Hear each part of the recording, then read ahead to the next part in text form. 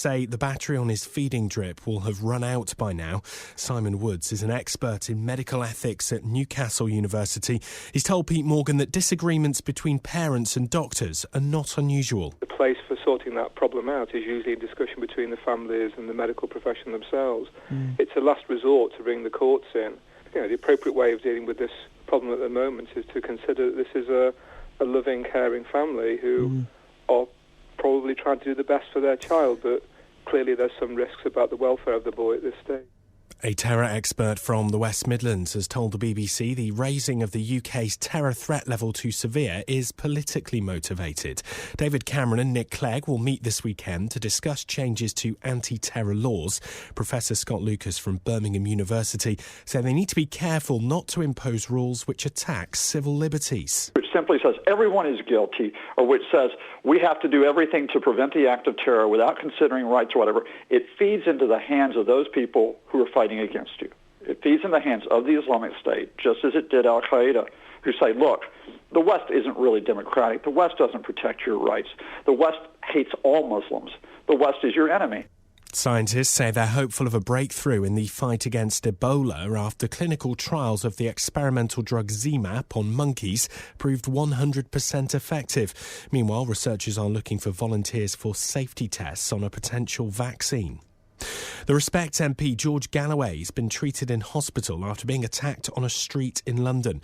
Mr Galloway's spokesman said the politician was posing for photographs when he was assaulted by a man shouting about the Holocaust. His jaw and a rib are thought to have been broken. One man's been arrested. Police have appealed for help to find one of the stars of The Only Way is Essex, who's been reported missing. James Argent, who's 26 and known as Arge, was last seen in the early hours of Friday morning. In sport, West Bromwich Albion go to Swansea looking for their first Premier League win of the season under Alan Irvine, following 2 draws so far. It's live on BBC WM 95.6, the station for commentary this season. Irvine knows they've got to be wary of Swansea's ability to stretch teams defensively. They've already done that to score some very good goals this season. And the fact is that we need to make sure that they don't open us up as they have done with the goal against Manchester United, the goal last week against Burnley. And then when we get it, we've got to use the ball well, we've got to pass it well. Elsewhere today in the Championship, Birmingham City head to Wigan, whilst Wolves take on Blackburn at Molineux. And in League One, Walsall are away to Scunthorpe. Looking at the weather, a mainly dry day with bright, sunny spells, just 1 or 2 isolated showers, highs of 19 Celsius, that's 66 degrees Fahrenheit. A dry night with lows of 11 Celsius, 52 Fahrenheit. And Sunday looks dry with sunny spells, highs of 20 Celsius, 68 degrees Fahrenheit. BBC WM 95.6 News. There's more online at bbc.co.uk/WM. The voice of Birmingham and the Black Country. You should take in other religions and treat them as you would want to be treated yourself. We are even more intelligent. They treated me with the utmost respect. Iain Lee, Saturdays 9 till 12. BBC WM 95.6. Morning, this is Iain Lee, BBC WM 95.6. Thank you, Pete Morgan. Who would be up between 6 and 9 to listen to a radio show on a weekday? Gosh, that's optimistic, isn't it? Lots to talk about between 9 and 12. And as always, this kind of only works if you join in. So have a listen, see if any of these grab your fancy. Coming up, the Great British Bake Off.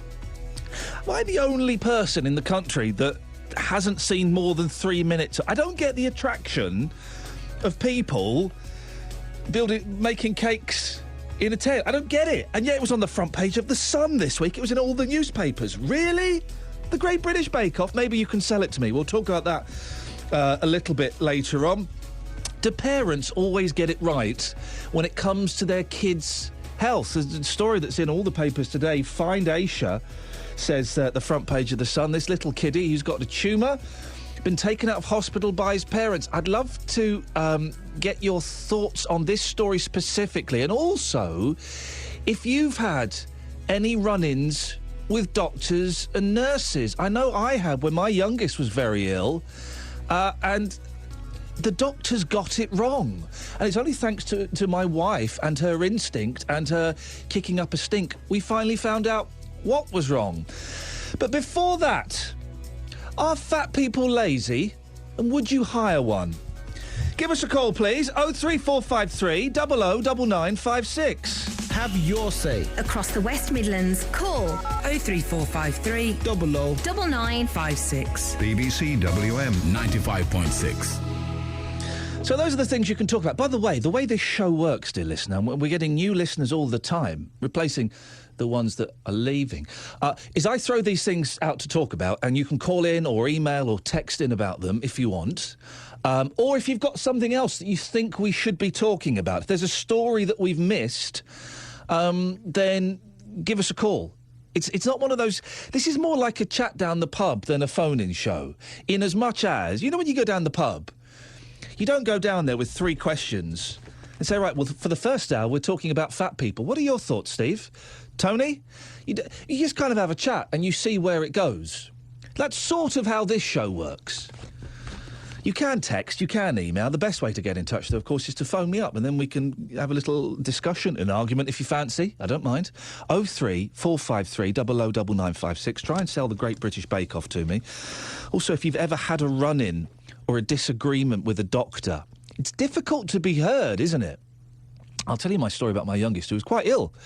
And the doctor that we saw, he's fine. He's fine. Just give him some Calpol. Whoa! I'm glad we didn't listen to that advice. 03453 009956. But before that, fat people. Now, we've talked about fat people before, and I was surprised that there are still some people out there who get upset by the word fat. Come on, guys. Really? It's a descriptive term. What do you want? Obese, clinically obese, overweight, large? By saying fat, we know what we mean, don't we? Don't we? I think it's a good... I'm not saying it to be offensive, to be flippant, or to be divisive. I'm just saying it as a descriptive word, in the same way that I would describe someone as tall, or lanky, or white, or black, or... You know, it's a descriptive term. So let's not be offended by that. There are 2 surveys out. One's quite recent, one's a little bit older, but this is from the Mail. Why being fat could cost you a job. Obese people are seen as undesirable and less hard-working by employers. So it's a study that's been done. Let me read you a couple of paragraphs of this, and I'm keen to get your thoughts. Well, who am I talking? I'm talking to everyone here, I guess. Specifically employers. Would you rather employ a slim person over a fat person? Fat people, how do you think you are perceived? And also, gosh, I nearly said normal people then. Isn't that terrible? That's how my brain is wired. Regular-sized people, if such a thing exists. What do you think when you see fat people? And I need you to be honest about this. This is one of those things. Every now and then I ask you to call in and to be honest. I won't judge you. I need your honest thoughts. What do you think when you see a fat person? Honestly. If anything. You might not think anything. 03453 009956. Let me read a couple of paragraphs from... this story. Why being fat could cost you a job. People who are overweight are considered less desirable by potential employers who perceive them to be less productive and hard-working.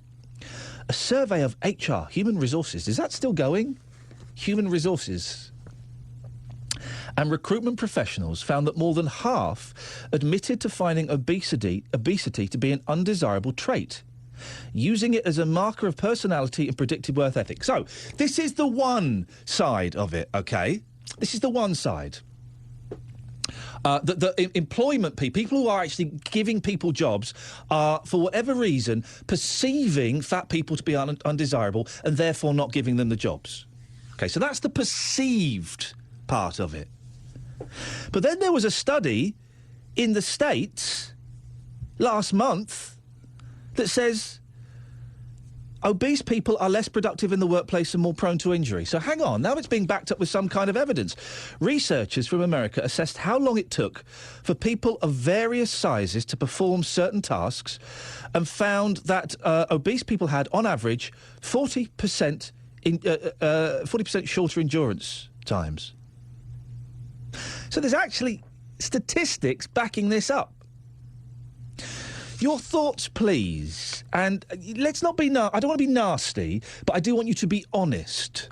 03453 009956. In a few minutes, we'll speak to Jason Guy, who is a recruitment agent. We'll also speak to a size acceptance campaigner.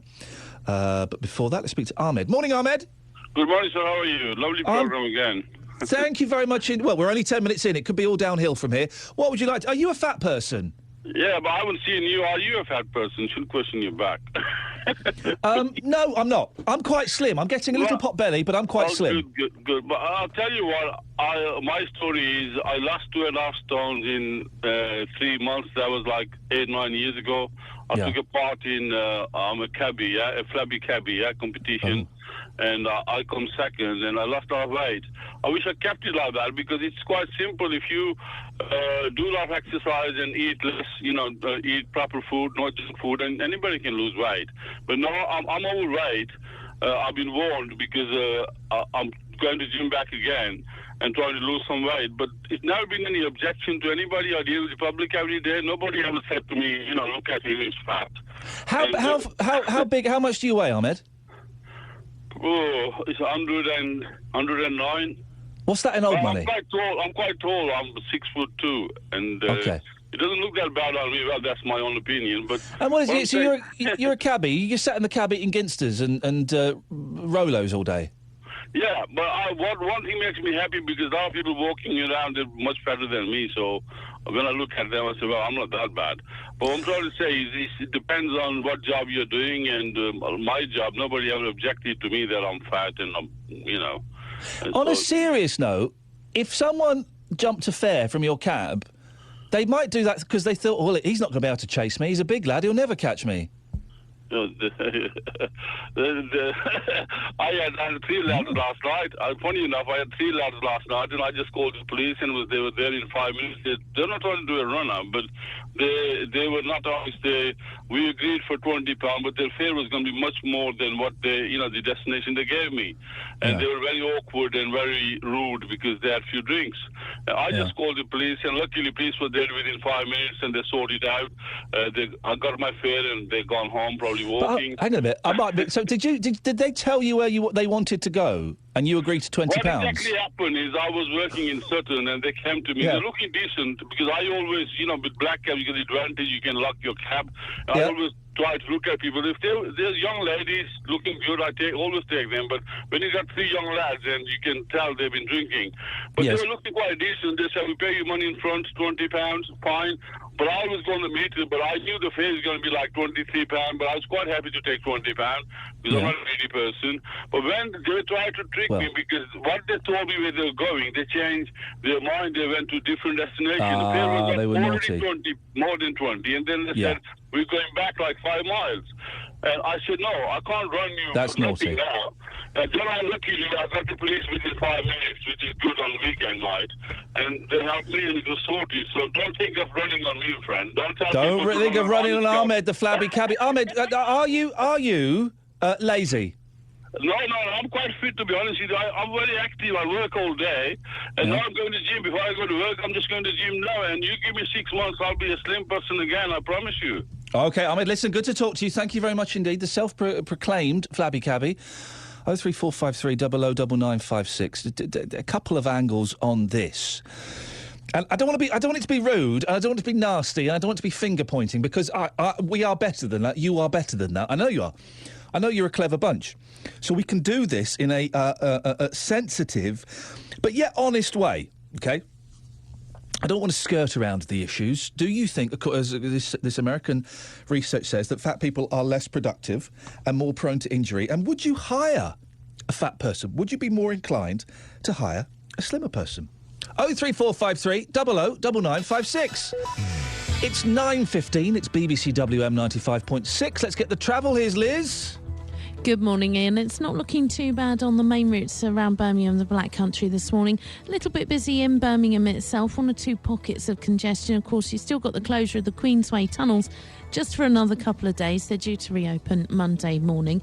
Your matchday travel sees West Bromwich Albion's fans heading to Swansea for this afternoon's game. And down the M5, the M40, not looking too bad. A40, that also seems to be OK as you head down, as I say, towards the A46 M65 and the head to the Valley Road. That all seems to be looking okay. No delays reported, although there's a couple of sets of roadworks along the M5 to contend with.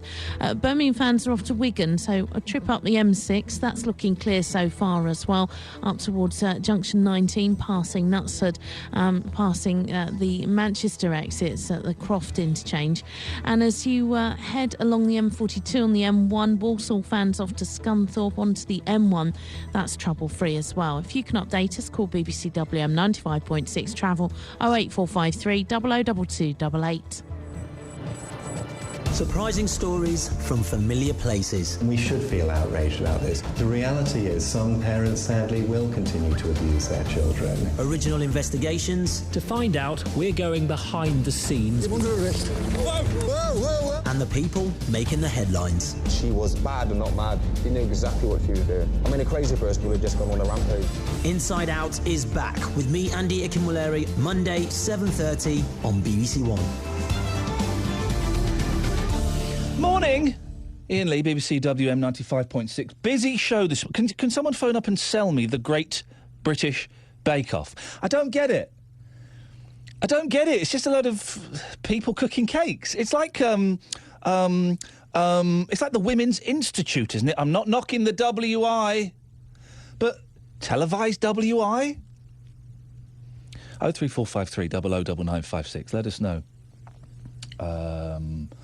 About that. Before that, though, we're talking about fat people. Two surveys.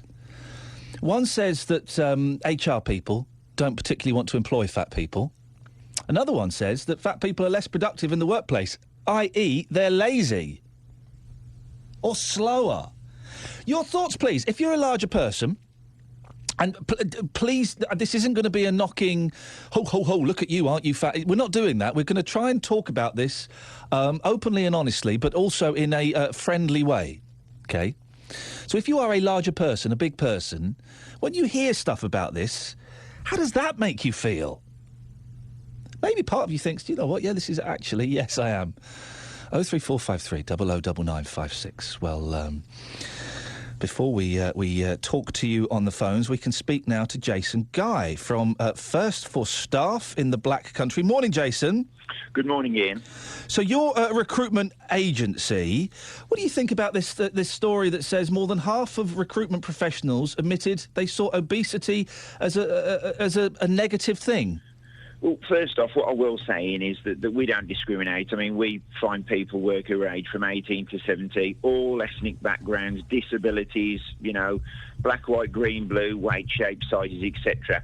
And all of our selection process is made on vacancy-related criteria. However, I think this is an argument about perception. For example, would a bank employ somebody with tattoos all over their face?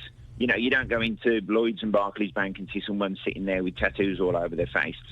And I think sometimes that people can perceive people, and there are studies that have actually shown that a diet of junk food can lead to actually lethargy and laziness. And I think with that in mind, people can make that perceived impression now. For example, a salesperson, if a salesperson gets a job, it's very important that a salesperson is presentable. They're selling a product. And as in sales, people buy from people, they're actually buying into that person as well. So I think from a presentation point of view, you're more likely to buy as a human being off somebody that mirrors yourself, perhaps, somebody that you'd like to be. But would you be buying a product off someone who's, say, 30 stone and obese? An example, Ian, that I'd like to give. Yeah, go on. I was just going to make an example. A good friend of mine invented an absolutely fantastic product. And it's sort of pioneering. However, he's struggling to sell that product because of his presentation. He's overweight, he's obese, in fact, and unfortunately his hygiene's not the best. Now, he's got an absolutely fantastic product and invention, but he's struggling to sell it because of his presentation. But we're not allowed to discriminate. You couldn't say the same thing about, if there were a gay person or a black salesperson. Are you less likely to buy from a black person? So it is unfair to discriminate like that, isn't it? It's completely unfair to discriminate like that, and like I said, that's just the perception that people have got. We don't discriminate. Any job that we give to someone is purely on vacancy-related criteria. If they're able to do the job, and they've got the correct experience and qualifications. That's all we need. A lot of our interviews now are done over the phone, over the internet, obviously very in-depth, so sometimes we don't even get to see what somebody looks like. So, that sort of underpins the fact that we wouldn't discriminate in any way. I suppose there are some jobs that it would be harder for larger people to do. I mean, you wouldn't want a 30-stone copper walking the streets necessarily, because they wouldn't be able to chase a crook, or someone who was doing physical labour like climbing up and down ladders all day. Well, there's a saying, it's horses for courses, and exactly, if somebody needs to be on the move all day, they need to be physically fit. They need to be moving from one place to another, maybe perhaps carrying something, etc., etc. If you was to put a 30-stone person in that environment, would it be fair on them? Well, go back to the perception thing. That's surely that's not the larger person's problem. That's my problem. That's that's our problem, isn't it? That's the problem of regular-sized people, and surely we just need to deal with it. People shouldn't lose out on jobs because of our perceptions and prejudices. But it's exactly the same thing as having, your face with 5, 6, 7 tattoos on it. If you went into a bank, as my example is, and, there's 2 people waiting to serve you, one's got 7 or 8 tattoos on his face, and the other one's there, an attractive young lady, which one are you more likely to go to? Which one would you have more confidence in, Ian? Well, yeah, I suppose the thing with tattoos is that it's a choice, and the thing with larger people, for some it's a choice, but for some it isn't a choice. It could be an addiction. It could be, it could be various other reasons. So there is a slight difference, isn't there? There is. I mean, I'm 6'4" tall. I'm 16 stone. Yeah. Obviously, I don't look fat, but people could say I'm overweight. But that's the difference as well. There's a difference between being fat, overweight, and obese. And I think, obviously, if someone is 30 stone, people have then got a different perception if someone's sort of 16, 17 stone. Jason, I appreciate your thoughts this morning. Thank you very much. That's Jason Guy from First for Staff in the Black Country, a recruitment agency. Your thoughts, please. Let's just go through that scenario that he created, that there's a fat salesperson and there is a regular size salesperson. You're more likely to buy from the regular size salesperson, aren't you? OK, I'm asking you to be honest. I'm going to be completely honest with you. When I see a really obese person, my knee-jerk reaction... Now, remember, we talked about this before. The knee-jerk reaction is the one that you can't control. It's the one that just kicks in. And it's the one that doesn't always count. It's the second... Your second thought is the one you're in control of. The knee-jerk one is the one that just comes up. When I see a really big fat person, my knee-jerk reaction is to think, for whatever reason, less of them.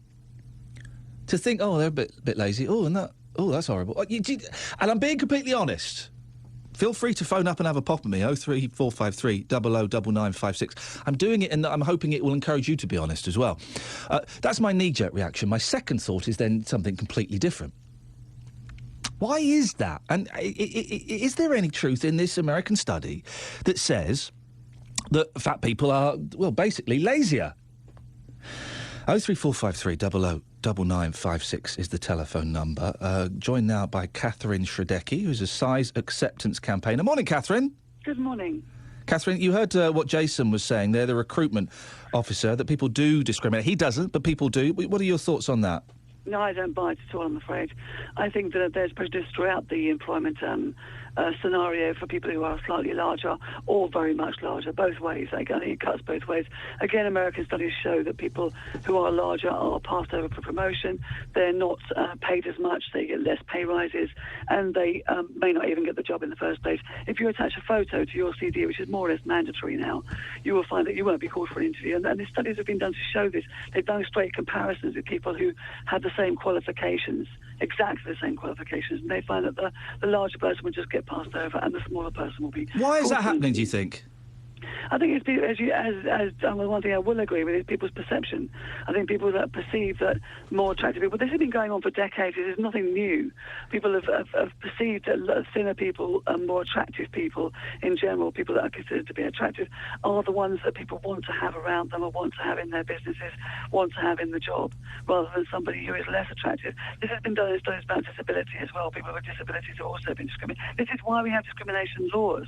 This is why it's all happened. It's because gay gay people, if you're from a different nationality, if you have a disability, this is why we've got the laws to stop employers from just discriminating and people ending up on the scrap heap, even if they are highly qualified or highly intelligent or highly anything, better than their contemporaries, and yet not being chosen. This is why we have them. This is why people in my end of it's not a business really, but the end of the discrimination business, talking about larger people, want us to be added to the discrimination laws.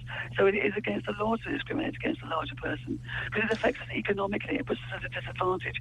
Our families at a disadvantage. Our children at a disadvantage. Everyone that we contact at a disadvantage. In our world. And this is what it was doing for people with disabilities as well. But being fat isn't a disability, is it? No, and I hope it's never going to become a disability. But if you are very large, it does become a disability because you're more sedentary. And what you said earlier is slightly true in that we do sometimes not have the same physical capability as a smaller person. But that doesn't stop us from doing other jobs. I mean, it doesn't stop the entire English rugby team, I think, apart from 2 people being obese. I mean, they're doing very well. But that's more muscle, isn't it, for the rugby team than fat? No, unfortunately, the BMI doesn't actually discriminate very much about that. I don't buy that BMI nonsense. I don't. Exactly.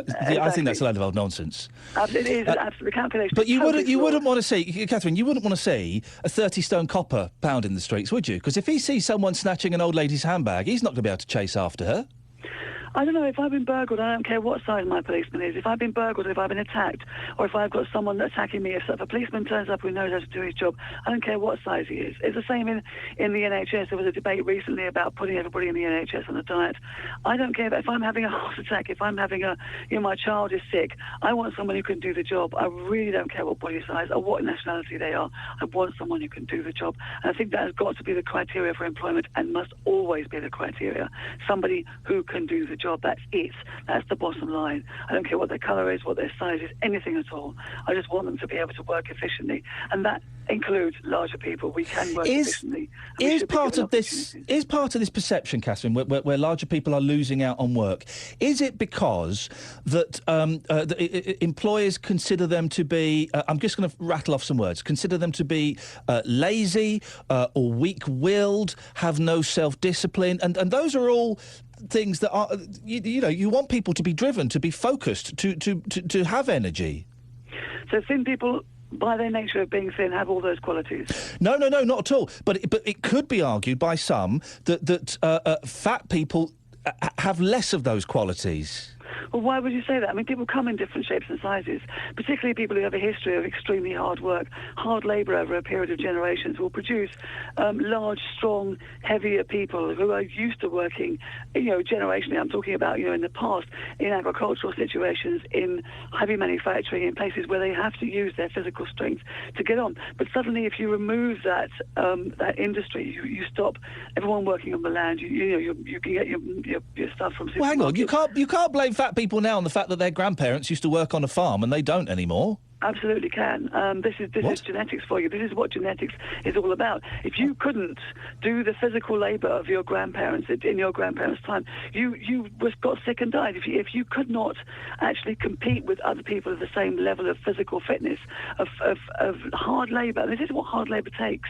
It takes a level of body fat reserve to get through the day. Now we don't do that kind of level of hard labour. We are collecting our body fat reserve same as ever because genetics don't catch up in a couple of generations. And we are larger, we are bigger. If you look at any large person's history, you'll find that their grandparents, great-grandparents have lived in a very different way to their living right now. Isn't that displacing responsibility and not accepting responsibility for yourself? No, it's kind of selective breeding, actually, because if you didn't want to do that kind of job, if you were poor, then you didn't really survive. That's how it was. It's very harsh to say that. If people are fat, it's not their fault, it's their grandparents' fault.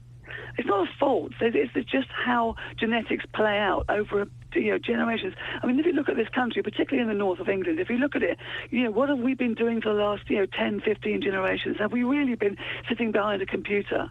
Have we really been, had a leisure time on our hands? We've never had this level of leisure.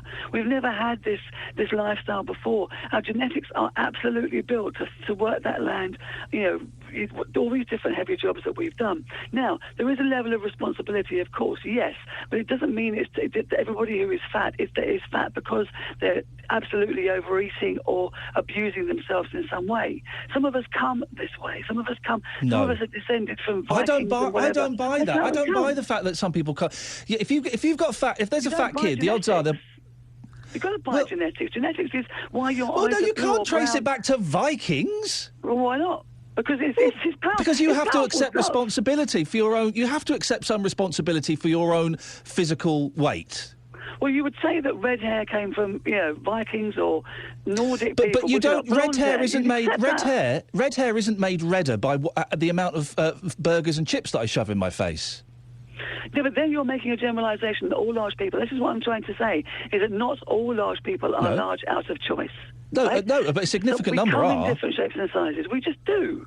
It's height is very much accepted. If you're short or you're tall, nobody says, well, you should have eaten more greens and you would have grown more, or you should have done this and you would have been taller. We kind of accept that people are different heights, or people have different foot sizes, or people have different. Some are blonde and some are not blonde. Some are dark skinned and some are light skinned. But you can have a direct impact on the size of your body, can't you? By what you do physically and how much you eat. And I'm not saying that everyone just eats loads of food and they're lazy. But the weight thing, it does have a direct impact. You can directly control it. If you want to control your weight, as a larger person, if you want to control your weight, then that means living on starvation.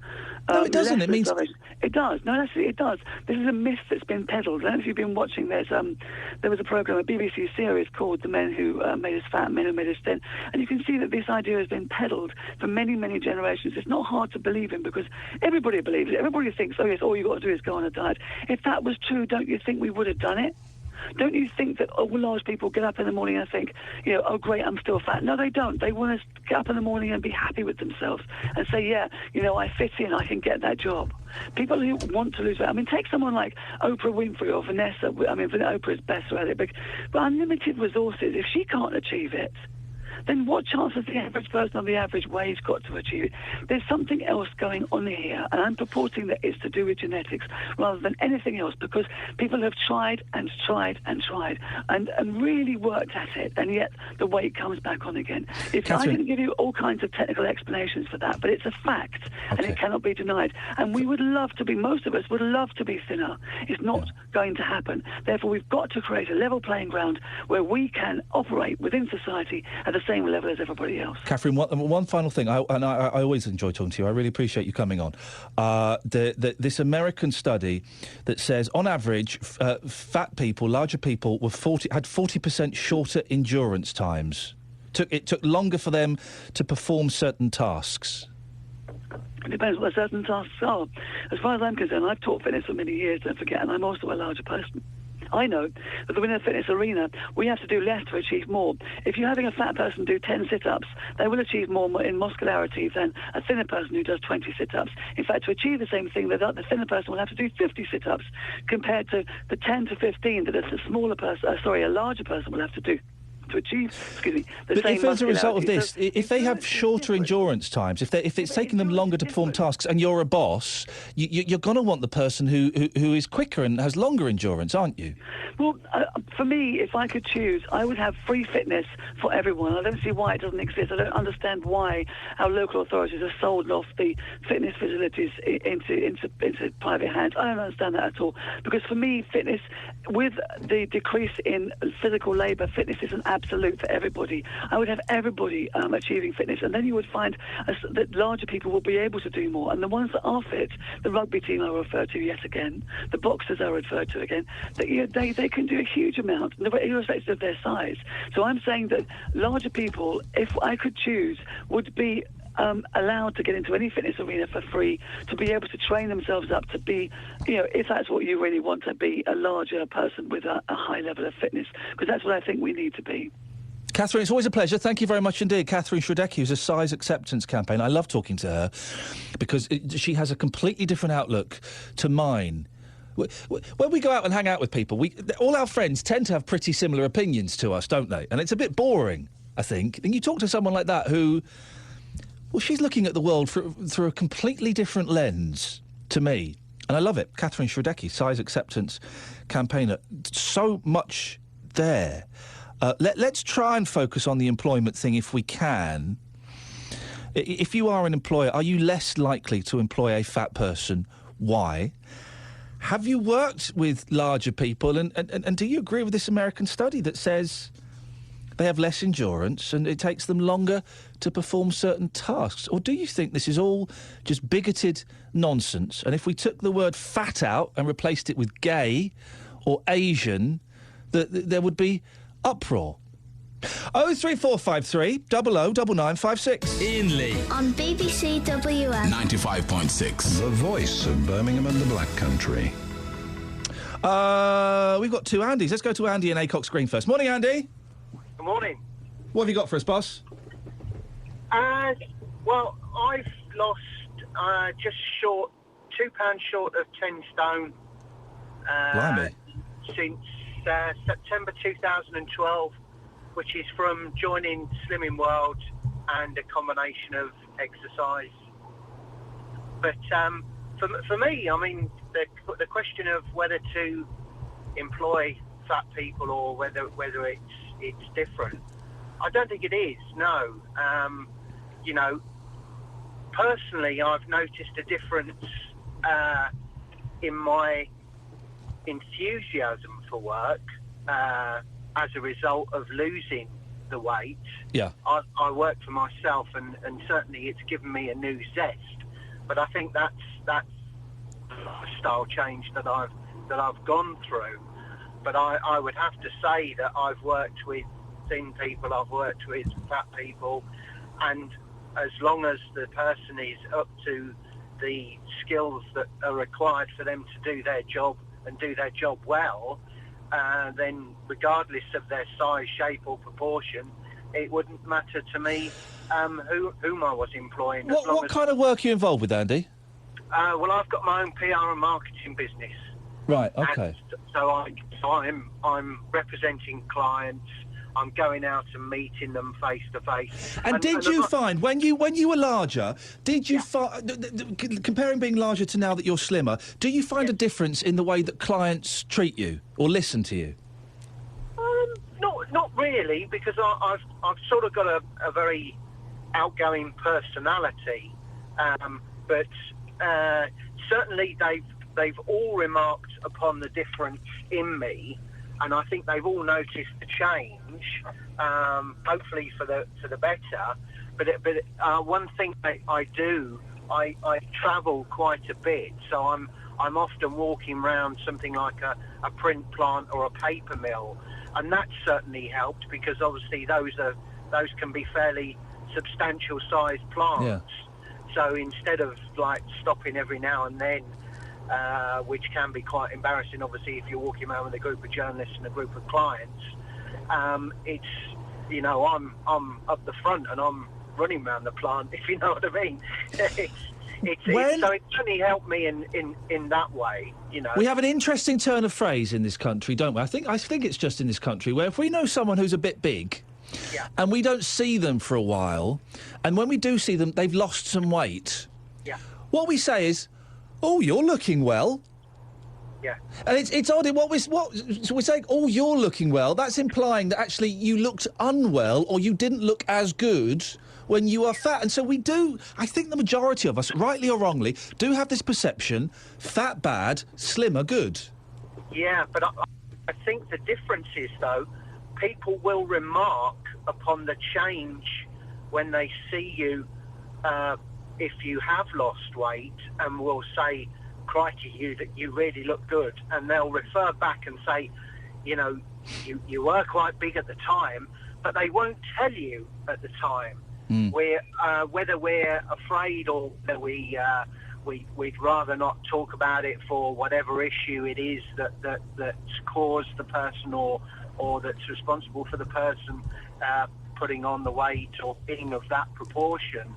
We won't say at the time, maybe for fear, obviously, of hurting their feelings or respect out of them, depending on their circumstances. But certainly, I mean, it's great to get the compliments at the time when you've lost this amount of weight. But it's interesting to hear what they'll say, referring back to your size at that time. One client that I hadn't seen for 2 years, I've recently just got a contract on, said, "Great, it's amazing." He said, "You were big at the time, though, weren't you? It probably would have taken 2 trips for you to get round the plant," making a joke of it. But you sort of think, it didn't say that at the time, though, did Andy, listen, thank you. I've got to move on because we're getting loads of calls on this. 03453 009956 is the phone number. We do that, don't we? If we've got a friend who's bigger and we see that, not even if they're that big, and then we see them a couple of months later and they've lost, "Oh, you're looking well. Hey, you're looking well." What we're saying is, you used to be fat. Why is that? 03453 009956. Tim's in Shirley. Morning, Tim. Morning, Ian. How are you? All right? Yeah, do you know what, Tim? I'm all right. I'm not working this afternoon now. It's been cancelled at short notice, and I feel like I've got the day off. After this, I can do what I want. Down the pub that night? Down the pub?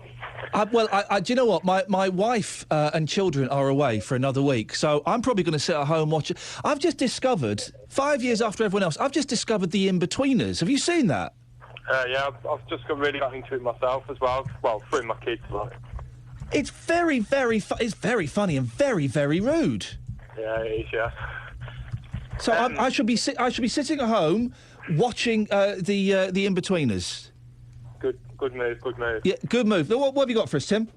I find these surveys really stereotypical because there's there's good workers in big and small people. I mean, you look at the MP Harry Pickles, the Graffs, the comedian Joe Brand, the actress Lisa Riley, bigger people, Mark Lebet on The Chase, and that, they graft, I mean, I'm a big guy, I'm a 23 stone guy. I was 28 at the start of the year. And I hold down a high profile job in the government, and when I was a kid, my mum and dad got a lot of stick about me being overweight, and they put me in hospital. For 2 months, I was on a controlled, strict diet, and I only lost 2 pounds in weight.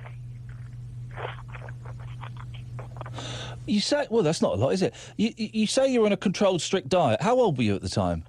I was 11 to 12, I think. Right. And did you stick to that diet? Because quite often you hear people talking about, I'm on a diet and I've lost no weight. But then when you really analyse it, they're kind of snacking and doing other naughty things. Well, to be honest, Ian, I was actually kept in hospital. Right, for the whole thing? Blimey. For the whole time, I was eating nothing. I mean, I got to the point where I was hating my parents, and I didn't want them coming into the hospital unless because I was just getting nothing. There was, other kids on the ward, and they're sitting there eating sweets all day and everything, and I'm there eating basically cabbage and gravy and stuff like this. That would drive you nuts. Right, and I was just and they were weighing me every week and stuff. Yeah, I mean, I even had my education in the hospital and everything. Yeah. And I never lost anything. I lost 2 pounds in I think it was 9 weeks in the hospital. So I guess you'd agree with our guest earlier on, who was saying for some people, it's genetic. Well, it's not now. Right? I don't feel I'm actually doing anything different to what I've been doing for years. Yeah, because I'm quite a fussy eater for a guy of my size. Yeah. Yeah. And since Christmas, it's started pouring off me. So I've lost I think I was 28 stone on Christmas Day, and I'm now 23 stone now. Now you say it's pouring off you. I'm assuming you've been to the doctor just to check that there's nothing else going on. Last year, because I've got diabetes and it runs in the family, yeah. I've had diabetes for years, right? Part of my weight gain was due to having to go on to insulin and stuff like that. But I've got a weight management coach, and she's been brilliant, and it is started to work this time, to be honest. Tim, finally, how do you feel that people treat you negatively because of your size? I've actually been told that I've actually had people talk down to me because of my size, and I've also been told I'm thick because if I wasn't thick, I'd do something about my weight. Hang on, they're saying you're thick because you're big? Yeah, that's it. I've had someone actually stand in front of me and say to me, right, you thick, you're stupid. If you know, can't you see it's doing bad to your health and all this like this, and like proper, you know, got in my face and said, you know, you must be stupid if you want to stay at that size and stuff, yeah? Blimey. So, yeah, you know, it's like, because when I was younger, I sort of built a reputation on my size. Yeah. So I didn't really want to lose weight because, you know, I was to everyone I was big man and everything like that. But, you know, as you get older, you think about your health and wanting to see your kids grow old and stuff, don't you? Tim, listen, I really appreciate your honesty this morning. 03453 009956. You've heard what Tim has had to say there. People think he's thick just because he's big. He didn't sound thick to me. He sounded like he's got his head, his rather big head, screwed on properly. Your thoughts, please. I'll find out how you perceive large people in a minute. I really want you to be honest. 03453 009956. Right, it's 9:46. Let's get the travel. Here's Liz. Thank you very much, Ian. As you head into Birmingham, you'll find it's rather slow going on some of the main routes. As you head around Handsworth, it's slow on the A41 around Holyhead Road and Rookery Road. Just seems to be volume of traffic around there. It's not looking too bad on the motorway routes this morning. However, your match day travel sees three of our sides heading further afield for matches this afternoon. Baggies fans are off to Swansea, but down the M5 is looking okay so far this morning. Traffic seems to be looking good as you then head on to the A465, the heads of the Valley Road. Blues fans are off to Wigan up the M6. No problems reported along the northbound stretch, though the roadworks continue between 10A and 13. Walsall fans going over to Scunthorpe, so along the M42 and then on to the M1. That seems to be looking okay so far, though roadworks continue on the M1 28 to 31 in both directions. If you can update us, 08453 002288. Fireman has found the corner of the net. Villa's first goal of the new Premier League season. Claret and blue, gold and black, blues and saddlers, baggies attack. Must be! It's Berahino again! We'll not shy away from a challenge. We've been dragged through the dirt. Stand up and show your true colours. Kiss the badge on your shirt. Where's Thomas for Birmingham City? You always need someone to share every moment. We'll be there till the season's end. Your club is our club. The goal horn awaits, my football friend. The station for commentary this season. BBC WM 95.6. Life just got miserable. Can I tell you why? Football's back, X Factor's back, and Strictly's coming back. Dear. It's nearly winter, guys. Merry Christmas. Merry Christmas. Notice how all the papers are suddenly full of X Factor versus Strictly. See, these are the Strictly contestants. X Factor does all of these stories. I can't watch that rubbish. Cannot watch that rubbish. Another thing I can't watch, I don't get, is the Great British Bake Off. It's been front page of some of the newspapers this week. Was it called the Bincident? Bingate? Baked Alaska Gate? Ice Creamy Melty Gate? What? Can someone phone up and sell the great... It's a phenomenon. Now, it's presented by the excellent Mel and Sue. I used to work with them years ago, and I love them. I think they're brilliant. But even they can't persuade me to watch it. It's just old women and bloke with beards cooking cakes. I'd watch my mum do that if I needed to see someone bake a cake. Or I could go and buy a cake. Try and sell it to me, please. 03453 009956. Before that, though, we're talking again about larger people, fat people. A couple of stories linked with this. Being fat could cost you a job. Obese people are seen as undesirable and less hard-working by employers. And there's an American study that shows that larger people have less endurance and take longer to do certain tasks. Well, if you're an employer, you've got the choice. You've got a slim person, you've got a fat person. Both are equally qualified for the job. Be honest, you're going to go for the slim person, aren't you? Aren't you? You are. You know you are. It's funny, I just mentioned the in-betweeners there. I'm way behind the rest of the world on that. I'm loving it. Loads of jokes about fat people in there. I just wonder, if you are large, when you hear things like that, how does that make you feel? And also, Tim, we just spoke to, what did he say? He was 23 stone, I think, 24 stone. He says that people think he is thick. People think he is an idiot. They treat him like a stupid person because he's so big. Didn't sound stupid to me. Sounded like he's a bright lad. 03453 009956. I want you to be honest, please. Your knee-jerk reaction when you see a big person. 03453 009956. Andy's in Walsall. You've been waiting ages, Andy. I do apologise. What have you got? That's okay, mate. No, I rang in because I heard you use the word normal in this debate, as though there is some kind of agreement on what that is. And I thought how ironic. I was listening to people describe how they might make a choice about how somebody looks on the basis of what is normal and what is not normal. And quite often the people who make those kind of comments, the people who are saying, well, I'll select like this, I'll in a very bigoted way, make a selection of what I consider to be normal, basically calling for a standardised human, are often the very same people who at the moment are shouting their mouths off about European standardisation. You know, we don't want square tomatoes, we don't want a bendy banana, because there isn't a normal shape. So it's okay for them to say we don't like being ordered about by Europe, but actually let's moan about the fact that there's a normal type of person. And then I went on and reflected. I thought, I've got to say, there is no such thing as normality. Normality is in the eye of the beholder. And certainly in my work in education and behaviour, I've struggled and fought against people's bigotry and people's misjudgments and people's prejudices over many years. You had a man on just now talking about the bullying that he has suffered because some people interpret the way he looks in a different way. These are outrageous things. And then I went on to the heart of the matter, and you touched on it. Andy, very quickly before you get that, can you just move ever so slightly, because your phone is just starting to break up, and I want to make sure we hear this point. Is that any better? Hang on. That is perfect. There.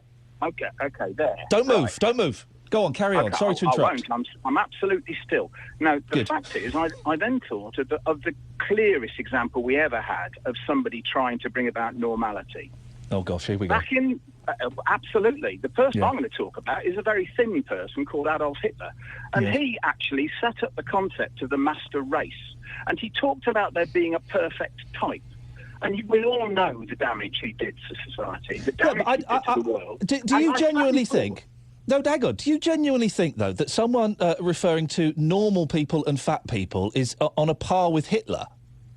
I'm saying that is the road you go on when you start to act. Oh, I think it is. I think it absolutely is the road. When somebody starts saying there is a perfect way and there is a right way and there is a desirable, nothing wrong with saying there's a desirable thing and there's ways we know feel better, things from my experience, talking personally. And actually, just to tie it all up for you, you asked as well just now, would somebody sell to you a programme that you hate, but you certainly can't see the point of? The point is no one needs to sell you that, because we live in a country where it's okay for you not to like that programme.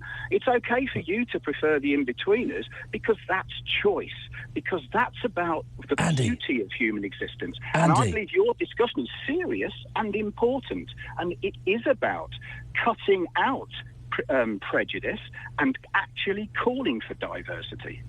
Andy, the thing about someone trying to phone up and sell me the Great British Bake Off, I'll let you into a secret, it's a radio phone-in device. It's unlikely they're going to make me love I'm trying to get people to call in about the Great British Bake Off, that's all. Oh, I don't want to put you off of that. It's just, all I'm doing, you're out there and you're using the airwaves as well. You have the privilege of doing that from week to week. You're paid for it. Yes, but I am. When you put out discussion, and that discussion is about, for instance, prejudice, which is what you're doing, and you referred to that yourself, don't be surprised when people say to you, I'm going to use this example or that, because that's the other joy about our society. At the moment, more or less, we appear to have the freedom to express ourselves. We haven't got free speech. That's a myth. I actually, of course, you can probably tell, I'm making that point because I believe there are some real concerns about what people are doing to our aspects of free speech. Well, you don't have it, and you certainly don't have it on a BBC radio phone-in. You know that, don't you? You do not have free speech at this precise moment in time. I understand it, but what I do have is access to a conversation, and conversations are really important. People should listen to them. I've been lucky. I've had plenty of opportunity with for instance, with WM to voice a lot of opinions. And All I know is this. I'm not saying to people, this is the only way to think, but what I have heard is that others have heard those conversations.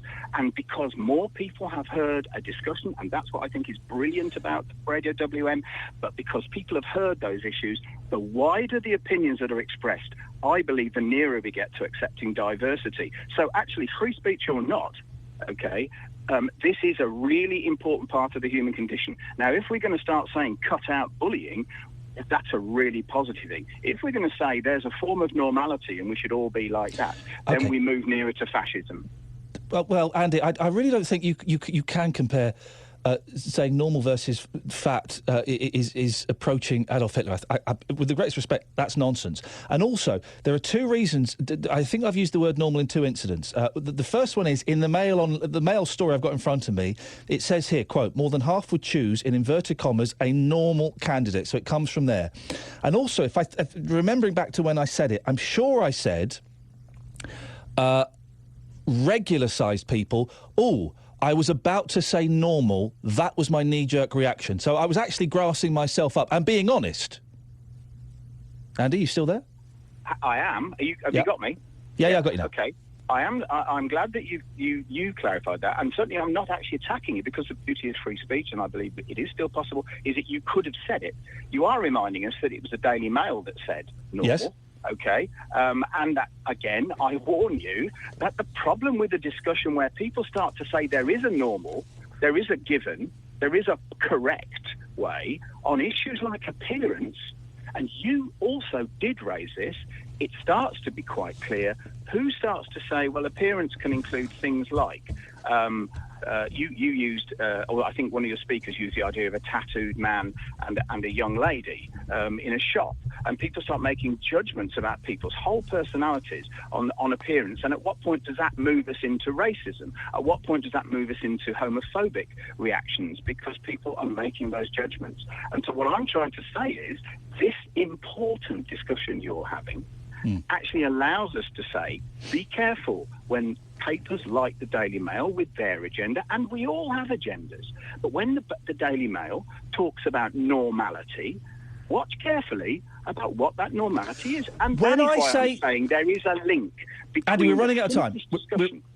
We're running out of time. Very quickly, when I say normal...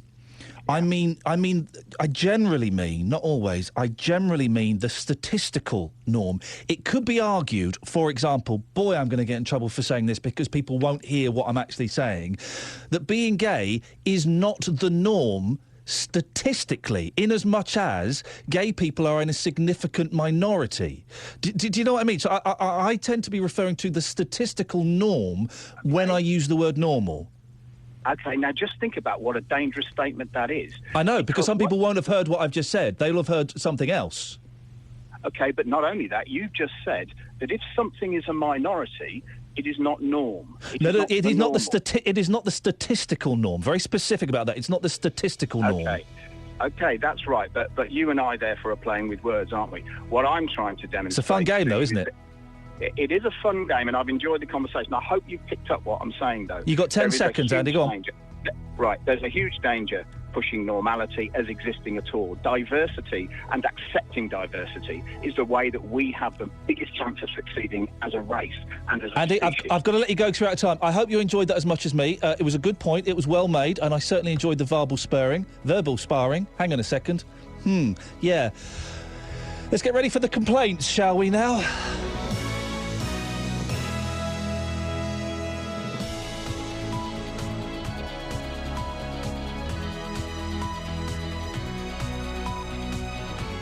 The voice of Birmingham and the Black Country.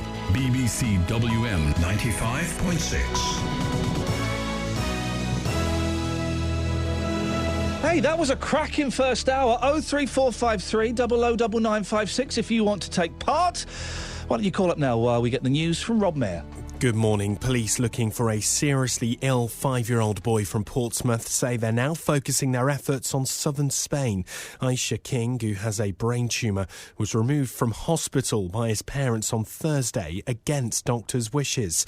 The battery attached to his feeding tube is believed to have run out. Assistant Chief Constable Chris Sheds is leading the search. We have information which would suggest that the family may well be on their way to Spain and possibly already in the country. They do have close links around the Marbella area. We are working closely with the Marbella police, and this morning our colleagues in Marbella will be going to a presiding judge to actually spread the search all over Spain and have it coordinated by that judge. A terror expert from the West Midlands has told the BBC that raising of the UK's terror threat level to severe is politically motivated.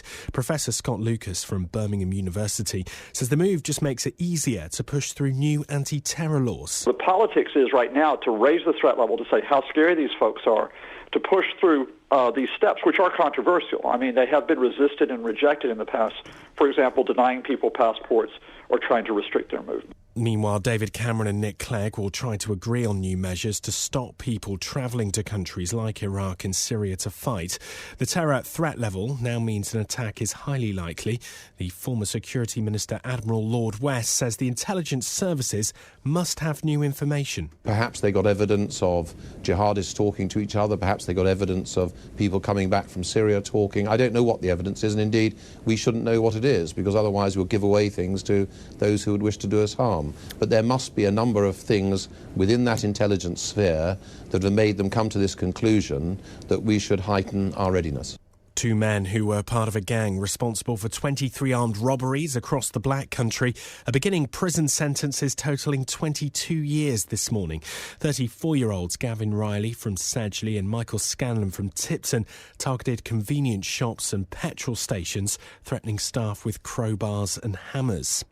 The Liberal Democrats say their manifesto for the general election next year will include a pledge to extend paternity leave to 6 weeks.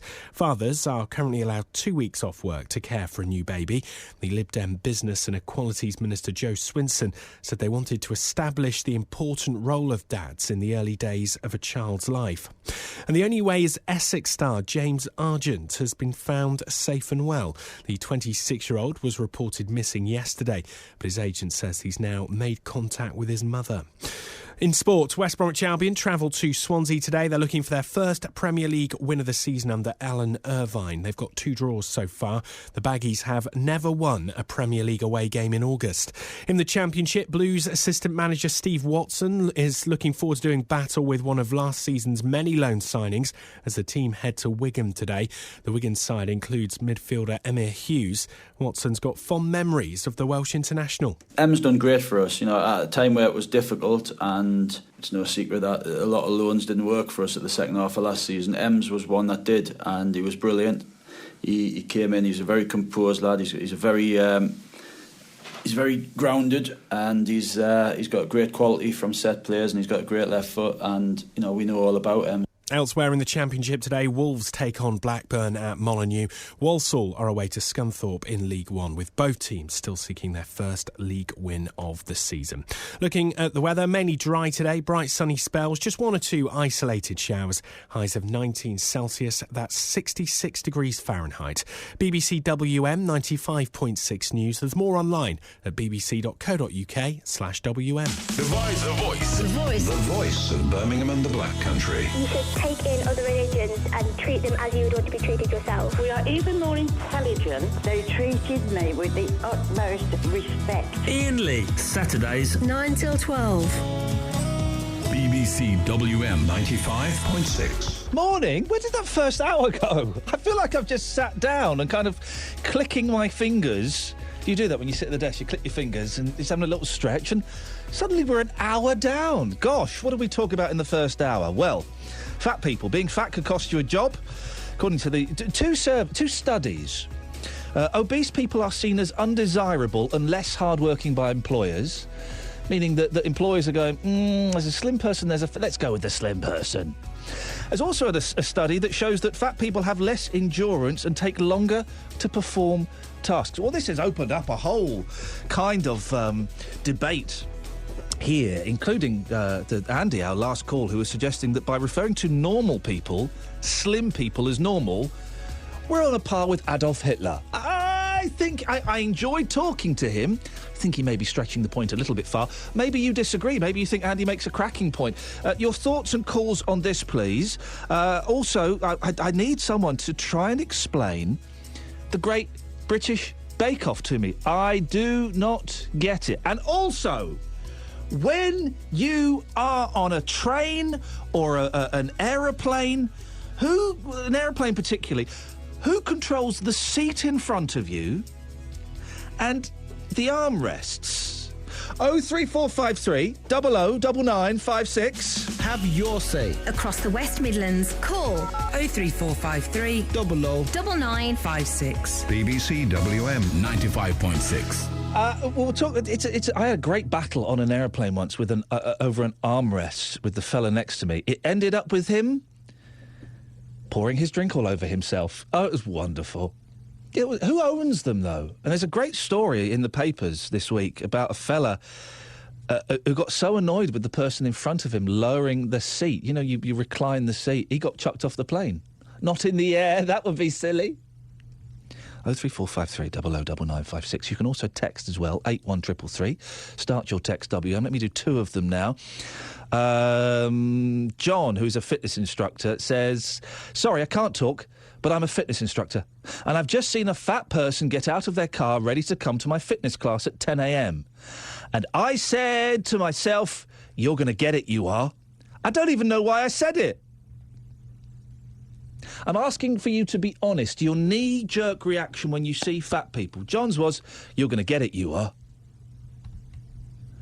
And Mel from Bilston has sent a text. Iain, I'm a hospital porter. It's my job to move patients around the hospitals on beds, wheelchairs and trolleys. The problem of obesity is getting worse. Pushing people of 20 stone or more is blooming hard work.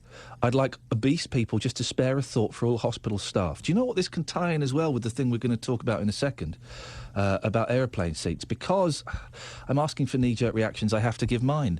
We've all done it, haven't we? We're sat on an aeroplane, the seat next to us is empty. We're thinking we might get away with it. We might have an empty seat next to us, a little bit of extra room. And then we see a large person walking down the aisle, and we have all thought, haven't we, no, please, oh no, as they've sat down next. We've all done it. 03453 009956. Jeff's in Cradley Heath. Morning, Jeff. Morning. Can you hear me? What have you got for us, Jeff? Nothing much. I just think there's too many excuses made for people who are overweight, and I think I'm in a position to sort of talk about that because I've been overweight myself and I did something about it. I mean, when I look back, my dad was overweight at my age. He started to sort of increase his weight and he never controlled it. There wasn't so much information and there wasn't the internet then, so there was nothing sort of to direct you in the right way. And I looked at it and I thought, I'm not going to end up like that. I'm going to do something about it. So I went on I didn't go on a mad diet. I just went on a 5-2 diet. This is this new diet that's been... you have 5 days on, 2 days off, is that right? That's the one, yeah. It was on, I think it was Horizon, but I might be mistaken. And the reporter himself, he actually did the diet to lower his sugar levels. Well, I've got diabetes, and I did it for that reason as well. But I was getting really big. I was like, well, to me anyway, I was 14 stone, 12, and I'm now 11.3, and I've done that in 3 months. And it's such an easy diet to follow. Do people treat you differently, Jeff? Now that you're slimmer? Oh, yeah, I'll just get comments, yeah, and how well I look, the stuff that you were just talking about not so long ago, yeah, oh, you look well, and basically you're slim, that's the same, but they're not going to say that, but, yeah, and when you go in McDonald's as well, you go in McDonald's now, because I only go in there for a latte or a coffee with a colleague, because a lot of the people I work with tend to use those places quite often. I don't use them. Classic, so they go in there. They go in and have chips and the burgers and stuff like that. And I look around and I look at the people and I can say 6 out of 10 people are overweight. So why the hell are they in there eating chips and burgers? And it's the fact... Sorry. Did you hear... No, Jeff, sorry. Did you hear earlier on, we were speaking to Catherine, who's a weight body size acceptance campaigner. She said it's genetic. And if your grandparents used to work on a farm and if you're descended from Vikings, then you're going to be fat and there's nothing you can do about it. I'm not so sure about that. That's just ridiculous. They're always looking for something, I think. But our lifestyles have changed, and we do less. we drive around in cars all day. We don't do a lot, but we still eat the same amount of carbohydrates, and I think that's what the problem is. It's not just fat; it's carbohydrates. We're eating all this stuff to produce energy, and then we don't use the energy, so it turns into fat. Which is something you learn when you've been on this 5-2 diet. You need to cut your carbs as well, not just the fat content of your meals. Jeff, listen, good to talk to you. Thank you very much. 03453 009956. When we move on to a different topic, it doesn't mean that the other things we've spoken about are closed down. You can call in about them and anything you want. I keep reiterating this. This is part of the joy of doing. This is why I love doing this show so much. Oh, and by the way, from Friday, September the 12th, I think it is. This show's going to be on Fridays as well, between 2 and 4 in the afternoon, as a weekly thing, as well as the Saturdays. One of the reasons... Yeah, I know, woo indeed, Bernie, yeah! One of the reasons I like doing it so much is you can call in about anything. Maybe you're having a really bad morning and you want to have a call and have a whinge, or maybe you think that we should, there's a big story we should be discussing. 03453 009956. Now, one story that grabbed my attention this week. Aeroplanes. You're on an 8-hour flight, you're tired, you're bored, you're uncomfortable, and then out of nowhere, the guy in front adds to your problems by reclining his seat. Now, I am a lanky man. I've got long legs. So when someone reclines their seat, I feel it. I don't know quite how I feel about it. I was interested to see that there is a gadget, the knee defender. Blocks other passengers from reclining their seats. It attaches to the chair in front, and it stops it from being pushed back. You even get a courtesy card. So you give a card to the person in front that says, I've got a knee defender, you can't move your seat back. It's causing mayhem. It's banned, I think, on American Airlines flights. 2 flights had to be grounded after fights broke out because of the gadget. Travelling etiquette. What is it? What should we be doing? Who owns that armrest? William Hanson is an etiquette expert. Morning, William. Good morning, Ian. Thank you very much for having me. So always a pleasure to talk to you, sir. Let's talk about the reclining seats on aeroplanes first. It annoys me when it happens because I've got long legs, but I always felt I have to accept it. Do I have to accept it? Well, you can certainly make your feelings known in a polite way, but perhaps it's a little inconsiderate. I don't like it when people will do it during the meal service. They really shouldn't be doing it when we've all got trays in front of us and the food, because it will sort of, you do end up with the rubber chicken in your lap, and it's not particularly nice or considerate of them, and so they need to just hang fire a little bit. But really, they have a right to recline their seat, and if I'm going to recline a seat, I will always turn around to the person behind, check they haven't got anything, check, they're not resting their head on the back of the seat, and say, I'm really sorry, I'm going to recline my seat. You don't really need to ask them, because it's not anything that, they don't really have an option, but just letting them know and with a sort of... All right, nice... you do that, William. You're doing that, and I go, no, you're not, sunshine. You do that, and I'll give you a thick ear. Then I would just smile very sweetly at you, and I say, I'm so sorry, I am. And if you don't like it, Ian, then, go save up the money and go business. Really? So you would do it, even if there was the person behind you was getting a little bit funny? Well, but I don't think they would get funny if you smiled nicely at them and you sort of considered their views. I mean, it's never happened to me, and hopefully it won't. When you're sitting on a flight, and I've had this battle with a gentleman, there are 3 seats, there are 4 armrests. Yes. Who owns which armrest? Well, they're not really armrests. I see them as seat dividers, and that will sort of help clarify the issue. Really, also they're elbow rests rather than armrests. To have your entire arm on it, not only not that comfortable for a long period of time, but it is, as we say, rude to other people. So just rest sort of your elbow on them, and then there's room for 2 elbows. Even if you're descended from Vikings and you've got big elbows. I had a great battle with a gentleman where we were fighting over the arm. I pretended to be asleep and I locked my arm, and he was desperately pushing it off, and he got so violent that he knocked a cup of coffee over himself. Well, that's him, right? It was very funny. Burnt by a mocker. What's the etiquette when we're talking about larger people, when you have a seriously overweight person sit next to you? Are you allowed to comment on it or say something, or could you move that over there? No, not really. But I mean, if it was becoming a bit of an issue, then I would go and talk to the steward. And it's the same with on trains when people are being noisy in quiet carriages. Remember, the stewards are there to help arbitrate in these matters, and if it's much of an issue, they can move you to an empty seat if there is one. If not, then I'm afraid you are going to have to just sort of think of England and cope with it for however long you're on the flight. Same with a smelly person, I guess. Exactly. Yes, hold your nose. And if the person next to you is watching the film and it's kind of leaking out of their headphones, it's too loud, what do you do there? I would sort of touch them on the arm and say, I'm sorry, and gesticulate for them to remove their headphones so you can talk to them and say, I'm really sorry, it's a bit loud. I'm also worried about your ears. Make a joke of it, and hopefully they will not shout at you and say, would you mind awfully turning it down a little bit? William, are you serious about this? I'm surprised you're not walking around with a permanent black eye.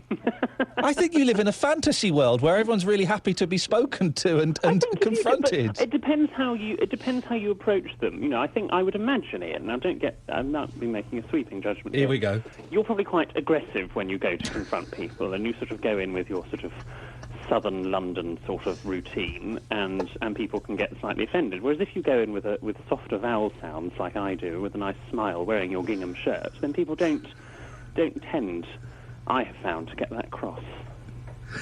William, as always, it's a pleasure to talk to you. Thank you very much. William Hanson, etiquette expert. He lives in a fantasy world, doesn't he? I mean, it's a nice idea, but the person, you turning around to the person behind you on an aeroplane saying, terribly sorry, I'm going to recline my seat whether you like it or not.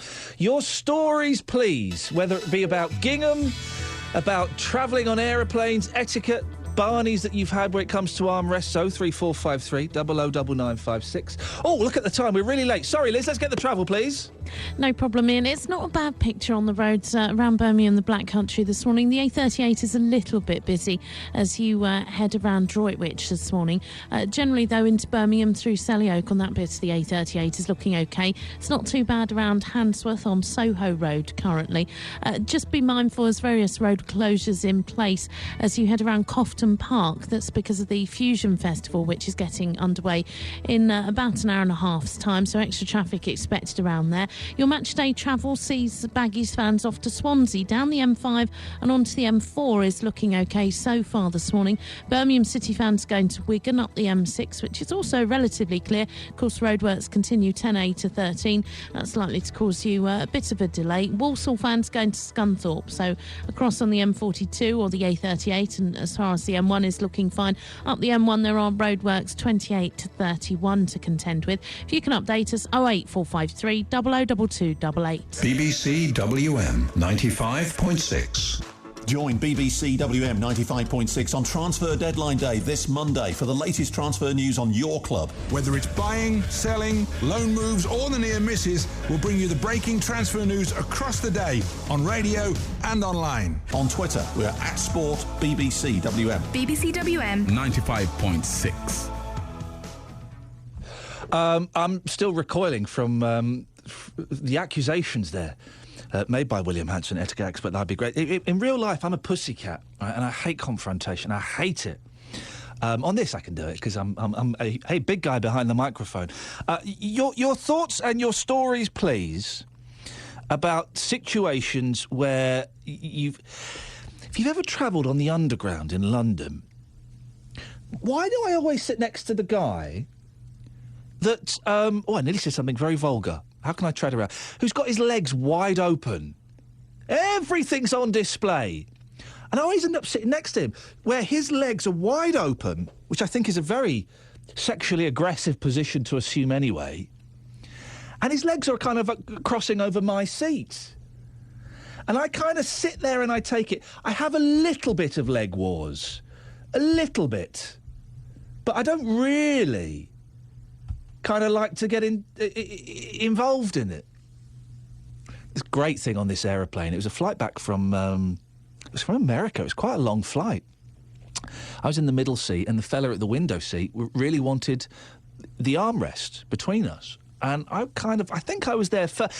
That was it. I was there first, and then I made the mistake of moving my arm to get something out of my bag. Then when I went to put it back, he'd taken it, and we spent the next 5 hours elbowing each other, not saying a word, not coming up with a shift system, just about got away with that, but fighting over it. And I pretended to fall asleep, locked my arm, and he was shoving me, and he was holding a drink, and it went flying over him, and he went nuts. Oh, flippin' heck! I then gave him the armrest I'd won. Isn't that childish? I was 40 when I did that, 40 years old, and I suspect he was in his 50s. Your stories, please, of, well, let's make it as broad as air travel etiquette, public transport nightmares, 03453 009956. Got some texts coming in on the Great British Bake Off. We'll get to those in a second. Oh, I got a good tweet about the travel, actually. You should only be allowed to recline your seat on an aeroplane if everyone behind you all agree they want to recline too. So like dominoes, Scott, is that what you're suggesting? Be like a domino effect. Yeah, I can dig that. I have been lucky enough to travel first class a couple of times. It wasn't paid for by me. I could never afford it. It's like £6,000. Why would you spend that much on a flight? Of course, work paid for it. Not the BBC, don't worry. Wasn't your dollar. Gosh, that's a different world, isn't it? I was embarrassed. There's someone comes around and gives you a massage, and you're sat in the chair, and if you press a button, a young lady will come over and you can say to her, could you turn my chair into a bed, please? And then they turn your chair into a bed. That's nuts, isn't it? Gosh. We're talking about fat people. Are they less likely to get work? I'm really asking as well for your honest, knee-jerk reaction when you see a really fat person. What do you think? Be honest. Be honest. You think less of them, don't you? 03453 009956. Dave's in Albury. Morning, Dave. Morning, Ian. What would you like to say, David? Well, I come into that category. Which category is that? Fat. You're a big lad, okay. Yeah. Not by choice, because of my health. I mean, I've always been a big lad, but over the last 3-4 years, medication, because of my health and all that kind of thing, I've put a couple of stone. I put about 3.5, 4 stone on. So what's your health problem? I've got 2 stone of it now. What's your health problem that makes you fat? Mobility problems. I've got arthritis in my hips. I've got prolapse disc. I've got bad circulation in my legs. I'm type 2 diabetic. So you basically you can't walk around then? Not far. Right. Well, then have you been advised to lose weight? Yeah, I'm losing it bit by bit. I've lost just over 2 stone. And how are you doing that if you can't exercise? Diet.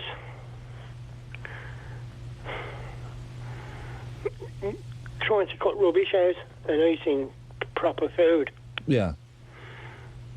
Well, I suppose your example is slightly different from, I'm going to use that word again, guys, the normal example of larger people, in that if yours is genuinely, because you're slightly less able-bodied and can't move around, then it is going to be harder for you to shift your weight.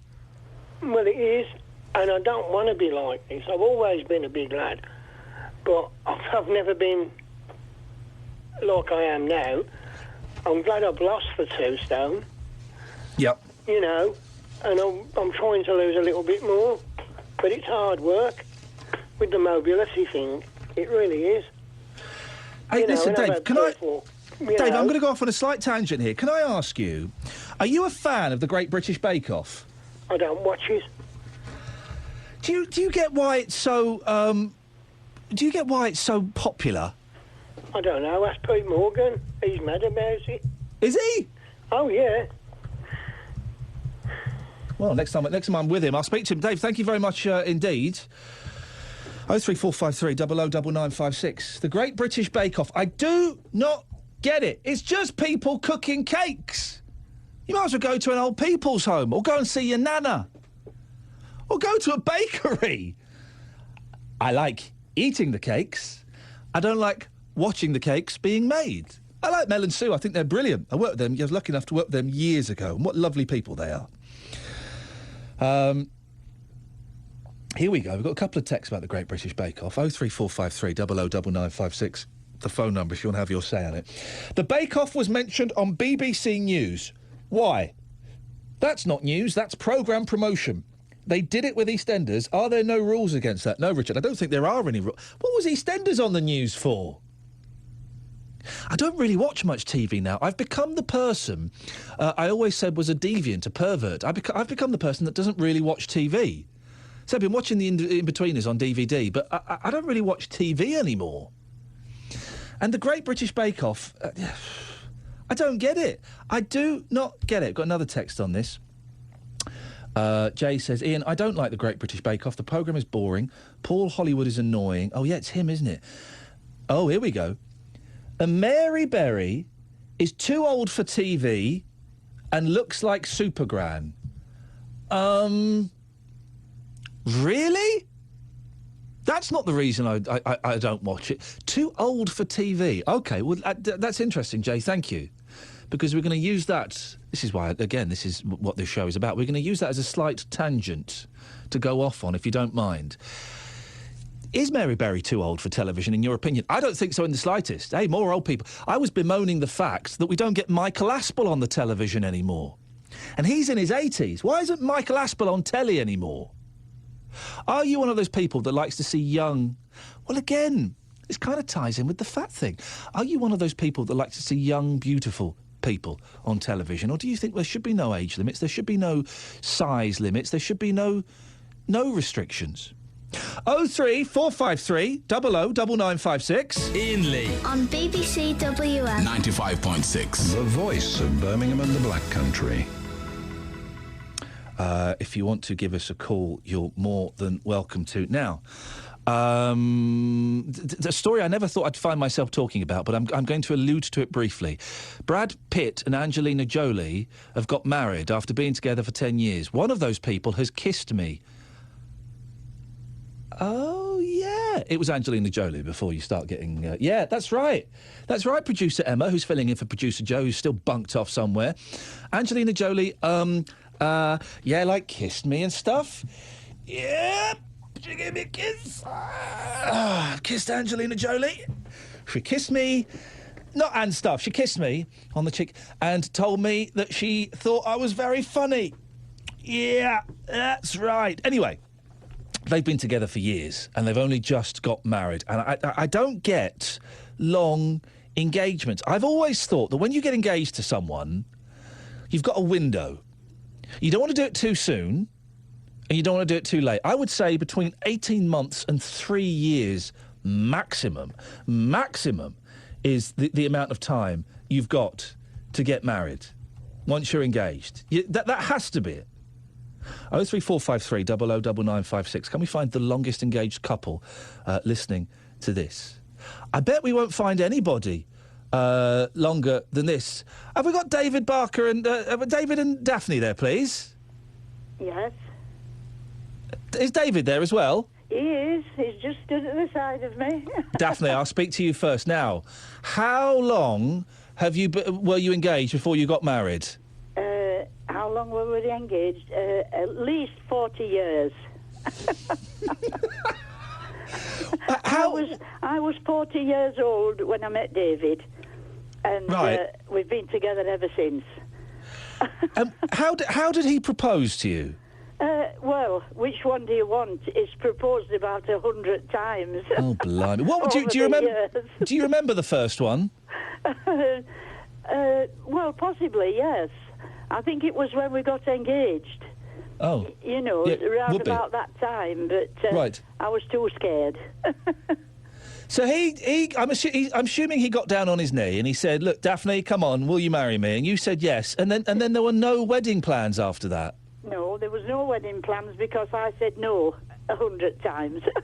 Oh. Why did you keep saying no? I've no idea now, looking back.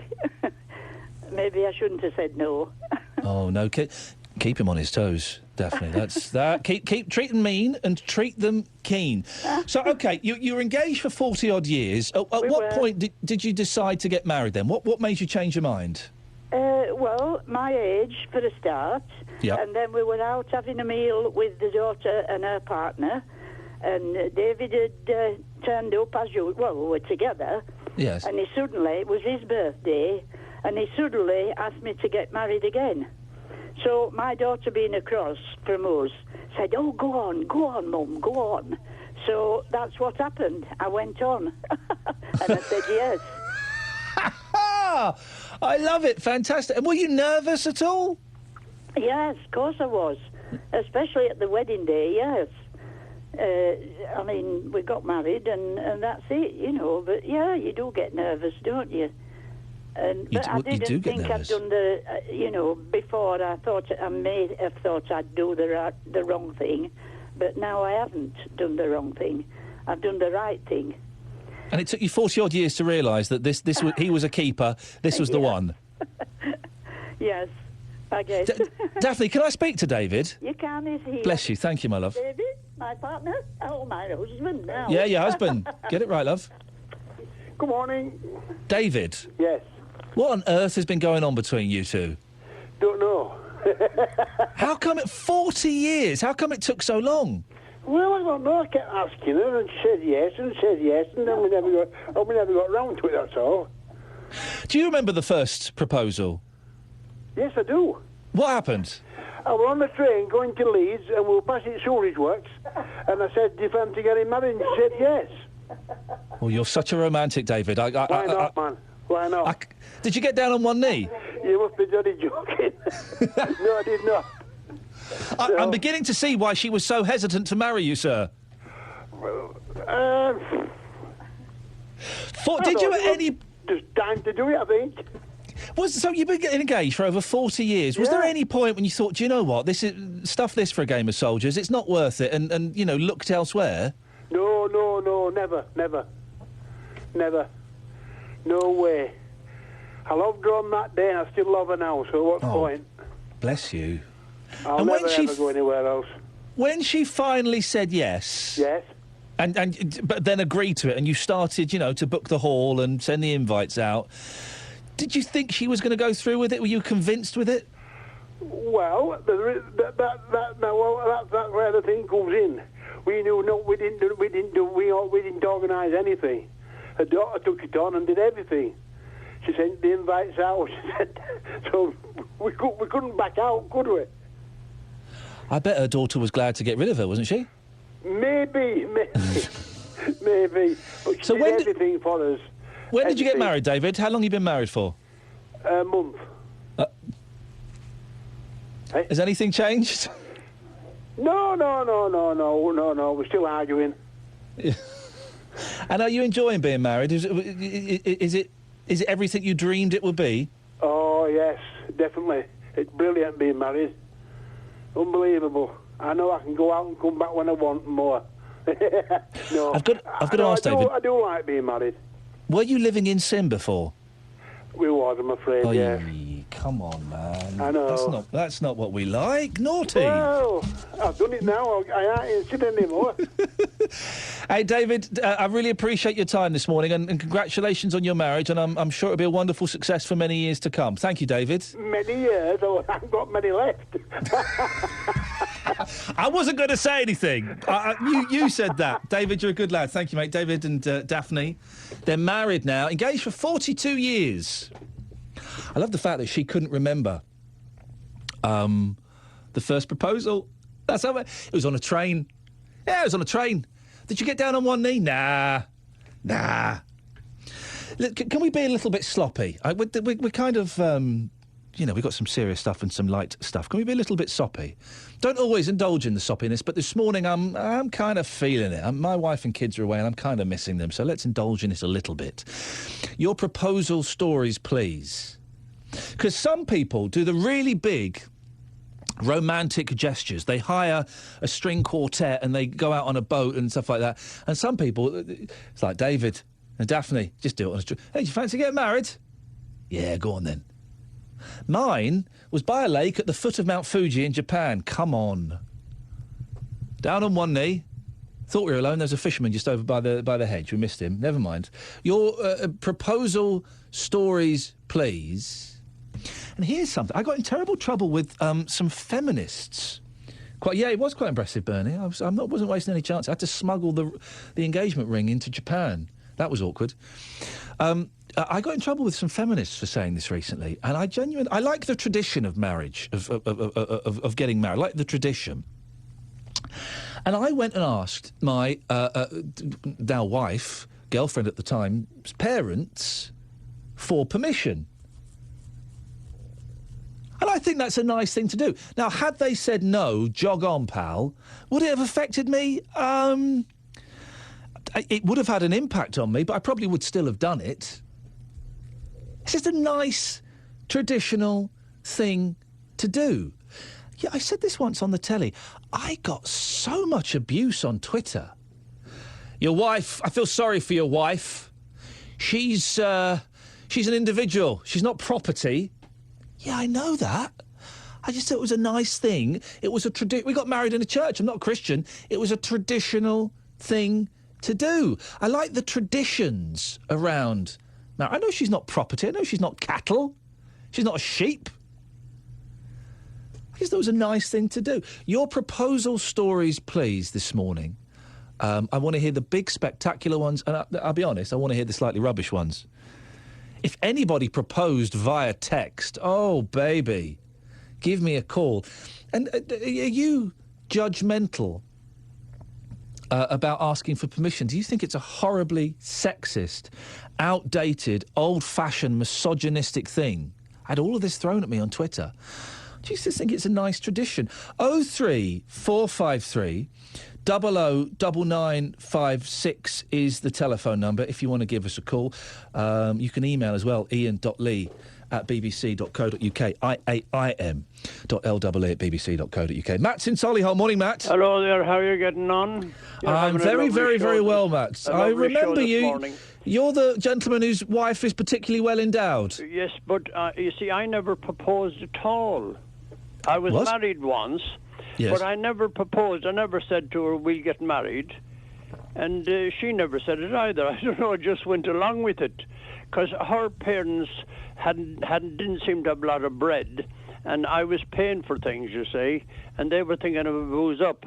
Anyway, it was a quiet do at the church. And me, my brother and his friend, we had a good few pints. I was about 21.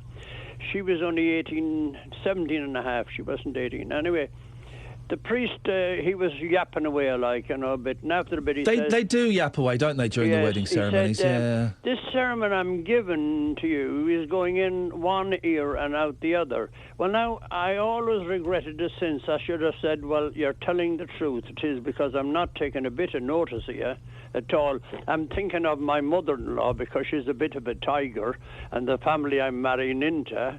Hang on. You see? When you say bit of a tiger, do you mean she was hot? Oh, she was a dangerous one, yeah. And one second, let me second. How usual is it for a gentleman who's getting married to be thinking how hot their mother-in-law is? Yes, because she used to have a rag market in Davy Market in Dublin, or a rag shop or something. Yes. And she used to fight. She loved women with plenty of hair. She went for their hair, you know. She was a violent character. And she carried it on, indeed, when I got married. She liked to have a fight now and again, you know. Yes. And her husband was a very quiet, lovely type of a person, you know, but she was the gaffer. You see, and a funny thing to say, as soon as I got married to my one, her daughter, she was the boss too. Yes. And when it come to the sex thing, you'd have to put your name down, you know, on the book. Oh, you had it last week or the week before, and oh, Jesus, God help us.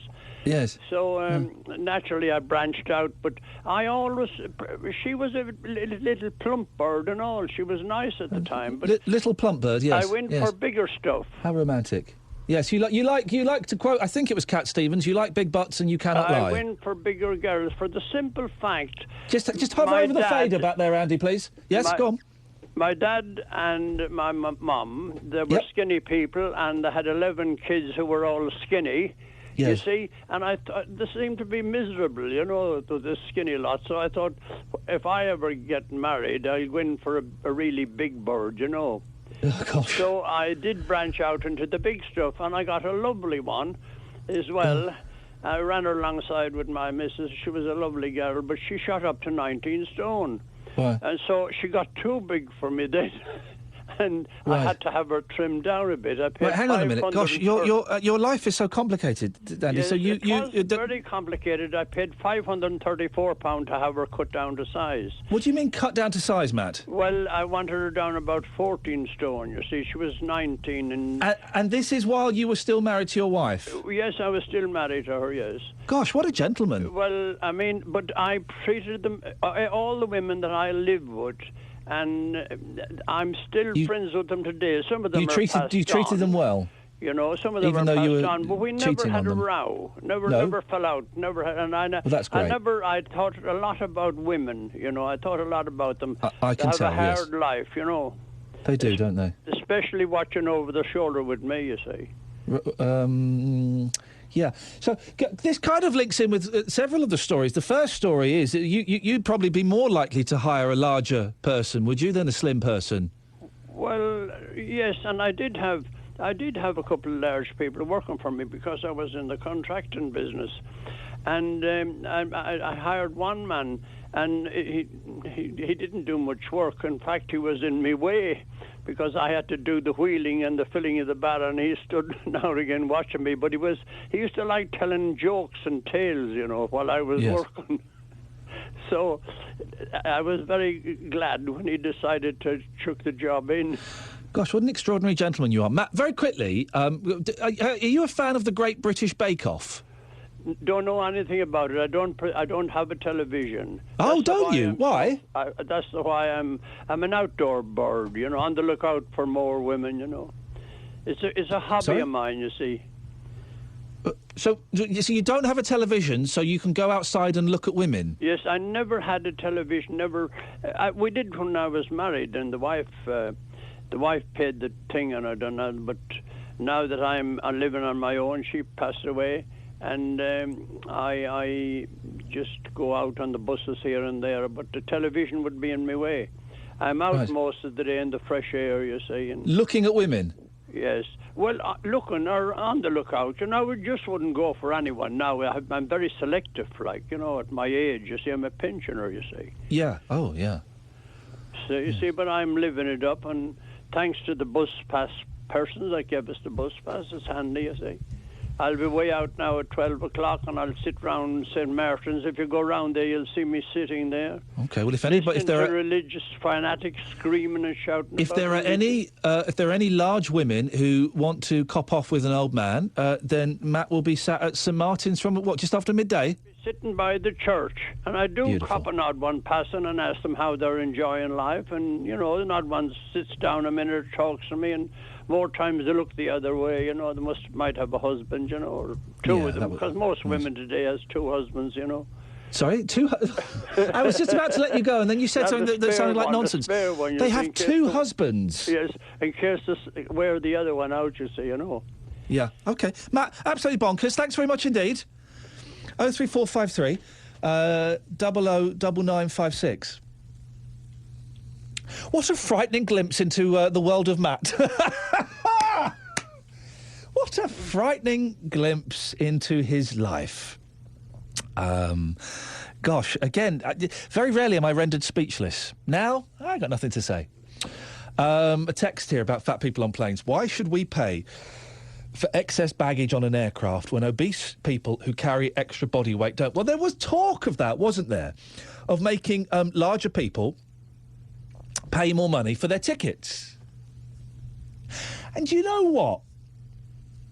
I'm kind of... I can kind of see that. Maybe there is an argument for everybody who turns up, not just for fat people, everybody who turns up to fly on an aeroplane, they stand on scales. They stand on A scales, they stand on these scales, they stand on some scales. They stand on scales with their luggage and they're weighed. So you're paying, because I don't really take much luggage when I go abroad, so I might get a discount. Is that a way forward? 03453 009956. I'd love your engagement stories as well, please. I do think that the romance has gone out of a lot of these things, and it's quite often... I bet there are loads of people who've got engaged or married just because they've got a couple of kids and they're sat in, you know, Mackie D's or doing the shopping in Primark, and they're going, We should probably get married. Yeah, go on then. That's not romantic, is it? 03453 00 9956. It's 10:45. It's BBC WM 95.6. Let's get the travel news now. Here's Liz. Ian, thank you. There's quite a bit of traffic around this morning now. The A38 looking busy through Selly Oak towards Selly Oak Triangle and heading towards Priory Road on the inbound side in particular. Around Belgrave Interchange is also quite congested as well from the A38 towards the Ring Road. Through Handsworth, Soho Road is congested once again around Holyhead Road and Bolton Road. And in Dudley, you'll find that Scots Green Island is starting to look congested along that bit of the A461 round the junction with Kings Swinford Road. Your match day travel sees Baggies Ferns heading to Swansea for this afternoon's game. Down the M5 is looking fine and onto the M4. No problems reported or delays so far today. The M6 is also looking all right for fans heading up to Wigan, Blues fans going up to Wigan. So the M6 all along its length seems to be okay so far going north. Walsall fans going to Scunthorpe, the M42 and the M1 both moving quite smoothly, though there are roadworks on the M1 28 to 31 to contend with. If you can update us, call BBC WM 95.6 travel 08453 002288. Sonny is without a doubt the romantic in this relationship. Hello, my name is Sunny Casanova, and I'm proud of it. I'm just not that type of a girl. I'm a Libra, man. You know what? If I'm going to play, I'm playing to win. The most annoying thing about my wife is can't tell a joke around her, because if she knows a joke, she'll give you the punchline. Sunny? Oh, okay, yes, I know one. Okay, so there's 3 tomatoes bouncing down the street. Mama tomato. Oh, I know this one. Ketchup. Every time then. Afternoons with Sonny and Shay. A brand new afternoon show. Weekdays from 2. BBC WM 95.6.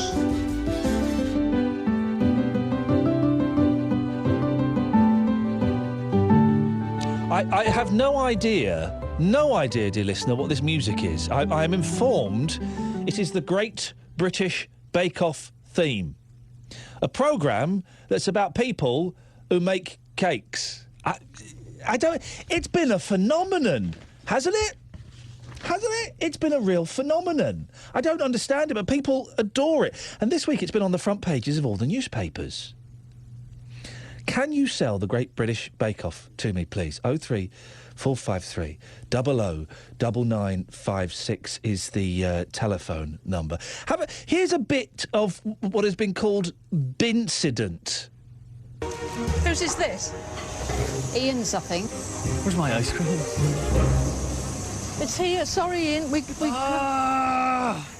Well, you've got your own freezer, haven't you? This is all melted. Why would you take ice cream out of the freezer? No. Dude, look at it. How you can't present it. He threw it in the bin. Ian had to throw his in the bin. He didn't. He threw it in the bin. He's got a hipster beard as well, so I instantly lost all respect for that gentleman. Mrs. Beard, right, that's this is so confusing. The baker who removed the baked Alaska from the freezer, this was front page news, guys, has left the show, but the BBC said it was because of ill health and was not related to the controversy. Listen to the anger here. Ian does not hold me responsible at all for his failed ice cream. In fact, he rang me 3 days ago to warn me that the knives were out, and it was an utter surprise to find someone else's ice cream in my freezer. You know, they've painted me, lost my integrity, really, which anybody that knows me knows I haven't that sort of bone in my body, really. I've been stitched up, haven't I? So. I don't get it. Well, listen, one person who may get it is Glenn Crosby, who was in the... Was it last year you were on the show, Glenn? That's right, yeah. Last year I was the last man standing. Oh, so how close to the final did you get? So I was in week 7 out of 10. So okay. Yeah, I missed the quarter, semi, and then the final. What made you want to do it? I love baking, and it was my favourite TV show. And at the risk of ruining my favourite TV show by being in it, I thought I'd give it a go. I'm a head of sixth... Well, I was, until very recently, head of sixth form as well. So I'd spent years giving assemblies saying, you have to do what you want to do. You have to follow your passions, and saying that you only regret what you don't do. So eventually I had to put my money where my mouth was. Oh, gosh, a teacher going on television. Back in my day, that would have been the death of that poor person.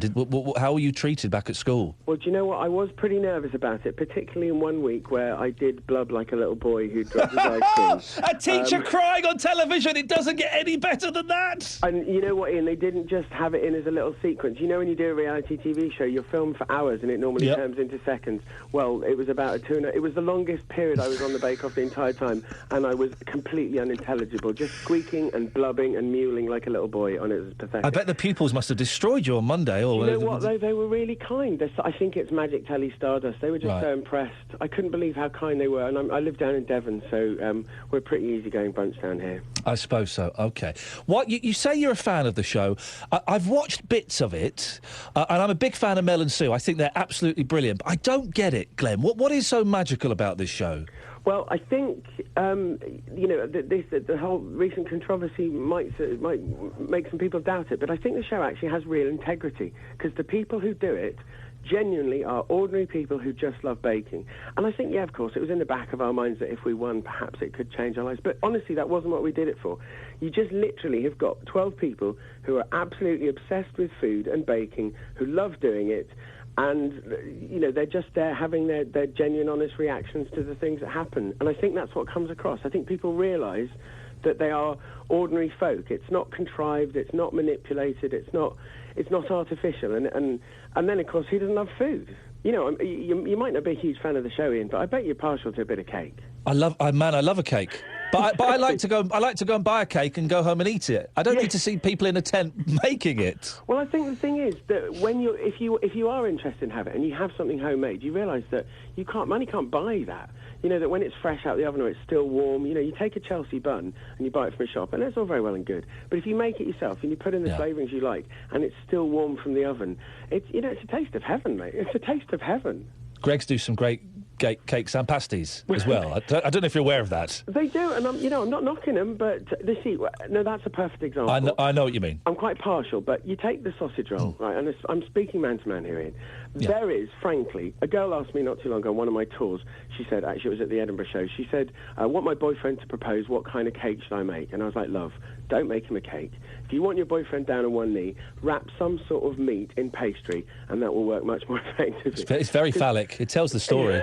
No, I wasn't going there at all. Okay. No baker was rife than innuendo. No. I think you take something like a sausage roll, and the stuff you can buy frozen in the supermarket, it might not necessarily have the best meat. I mean, it might have a certain amount of oink and winnie in it, if you know what I'm talking about. Whereas, if you buy proper quality sausages, make the pastry if you've got the time. If not, just buy some nice pastry and then put them in the oven, and they will be so much better than anything. You've already mentioned the name, so I'm going to go there. Greggs or anyone else could do. That's part of the charm. Just it's making those lovely things that we think of our childhood. Go on. Going back to cakes, my mother-in-law is an amazing cook, and she does make amazing cakes. And you're right, having something that's homemade and that is a little bit imperfect and is warm, it is completely different. But there are so many of these competition food cookery shows, and I remember when the Great British Bake Off started, it was kind of looked at as a little bit of a joke, but it's managed to capture the public's imagination, and it's become much bigger than perhaps it should have been. Well, I mean, it's moved from 2 to 1 this year, and the audience figures are regularly kicking 10 million, which is, it's almost unheard of. But I think it is because, I mean, you said Mel and Sue. They are an amazing combination. They're brilliant, aren't they? They're hilarious, and they are just as lovely and as supportive of the bakers as you get on the show. They're just fantastic. And then I think it's that lovely overlap of things that we do love the bake and we do love the food. But as I said, there are plenty of those competitions where you feel like you're being manipulated into getting involved in. Nobody goes on the Bake Off and said that they're baking for their auntie who's dying of cancer. That's just not Bake Off. Yes, as Coldplay music starts playing in the background. Yes, that's right. It's never the greatest day as the winner is announced. It's just a nice blinksy-blonksy music with the shades, the pastel. But shades. you say that there have been accusations of manipulation this week around the way that the Bingate incident was shown, in that the ice cream apparently was only out for about 45 seconds, but the TV made it look like it was out for longer, and this poor Mrs. Beard was getting kinds of abuse. Do you think it's just starting to get a little bit too showbiz? I am worried that's a product of the success. Yeah, I know the editor of the series is a person I admire and really respect. So I know that she has integrity not to have stitched her up. But I think given the Twitter sphere and the reaction out there and the sheer strength of the love people have for the show, it kind of amplifies out of all proportion. I mean, Iain, lovely guy, Iain and Mary, they don't hold any grudges. There's no love lost there. Iain was on Newsnight this week, Iain. Newsnight. They didn't mention Syria. They didn't mention Ebola. They were talking about Bincident on Newsnight. They had a fella on who did a melted baked Alaska. Oh, for goodness, Exactly. things have gone downhill since Paxman's left. Exactly. I think that's the problem, isn't it? You know, the show and the reaction is lovely, but let's put things in proportion. She was flustered. He was flustered. And, maybe she shouldn't... if it were my ice cream, if I'm honest, I would have been a little bit miffed if she'd taken it out. But it wasn't out for very long, and he didn't hold her at all responsible. I think we just need to calm down and remember, it's just cake, people. It's just cake. Or in this case, frozen ice cream. Did people treat you differently afterwards? Were you kind of walking down the streets and people coming up to you asking for your autograph and your recipe tips? Yes. Well, I mean, to be honest, for the first 6 months, they're not so much asking for recipe tips, just literally cake. They just expect me to be wandering around with real barrels of cake just in case I happen to bump into them. Yeah. But the reaction's amazing because people love the show, so they feel really, as time's passed. I mean, I'm touring now and I've just come back from the Edinburgh Fringe and, I'm sort of transitioning to I don't know what kind of career. But as time passes now, it's more sort of a vague sense of, I know you. Were you on a course with my sister? Or listen, I used to be on telly a long time ago. I get that. Hey, did we go to school together? Yeah. No. And you sort of, how do I know you? And if you're being kind and charitable, you sort of say, do you like baking? Do you watch the Bake Off? And if you're having a bad day, then you just say you watch me on telly. But I don't do that. I don't do that. No. What are you doing now, Glenn? Is baking your life now? Well, I think I'm settling on stage chef, entertainer. Basically, I'm going to be a TV presenter and I'm going to take over James Martin's job, but he doesn't know that yet. Good. And I'm doing stage shows where I bake and tell stories and jokes. And I was at the Fringe for the whole How did run of that the go? Fringe. It was amazing. I was terrified, if I'm honest, because when I do the food shows and do demos and things like that, I've been lucky enough to invite to a few of those. Significantly more entertaining than the average chef, who tend to be very detail-focused, serious people. So I'm a bit more have a laugh, enjoy it. Oh, it didn't go right. It's all good. Therefore, go down on those things as being very funny. When I went to the Fringe, I was suddenly aware that I'm going to be judged against proper stand-ups. Yeah. But I had some really nice reviews, and it went down really well. People loved it, and I think the fact that I was giving away cake at the end didn't hurt.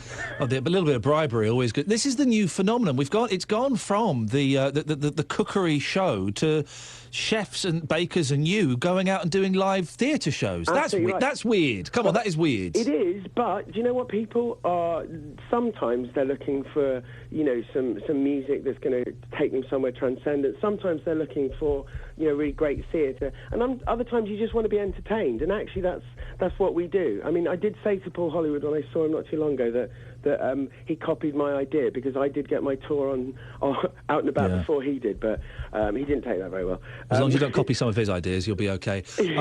Glenn, have you got a website or stuff? If people want to find out more about you and where you're playing, yeah, glenncosby.co.uk. Search Jelly. And sorry, is it Cosby or Crosby? Cosby, as in the Cosby Show, which I think is just a title waiting to be resurrected, don't you? Glenn, it's really nice to talk to you. Thank you very much for your time. Best of luck with doing that. Glenn Cosby, I called him Crosby at the start. I do apologise. Glenn Cosby, who was a contestant on the Great British Bake Off. He sounds nice, doesn't he? He sounds nice. And he was kind of implying and saying that that's what's good about that show is nice. In a world which is, let's be honest, pretty grim at the moment, and with so many television programmes that are aggressive and fast-paced and nasty and shouty and sweary, the Great British Bake Off is nice. Is that what sells it for you? Is that why you watch it? Millions of people do watch it. 03453 009956. Glenn has come close to selling it to me. Are you for or against the Great British Bake Off? Let's have a Great British Bake Off, Great British rant off. That doesn't work. I wish I hadn't said those words on the radio. I've embarrassed myself there. Sorry.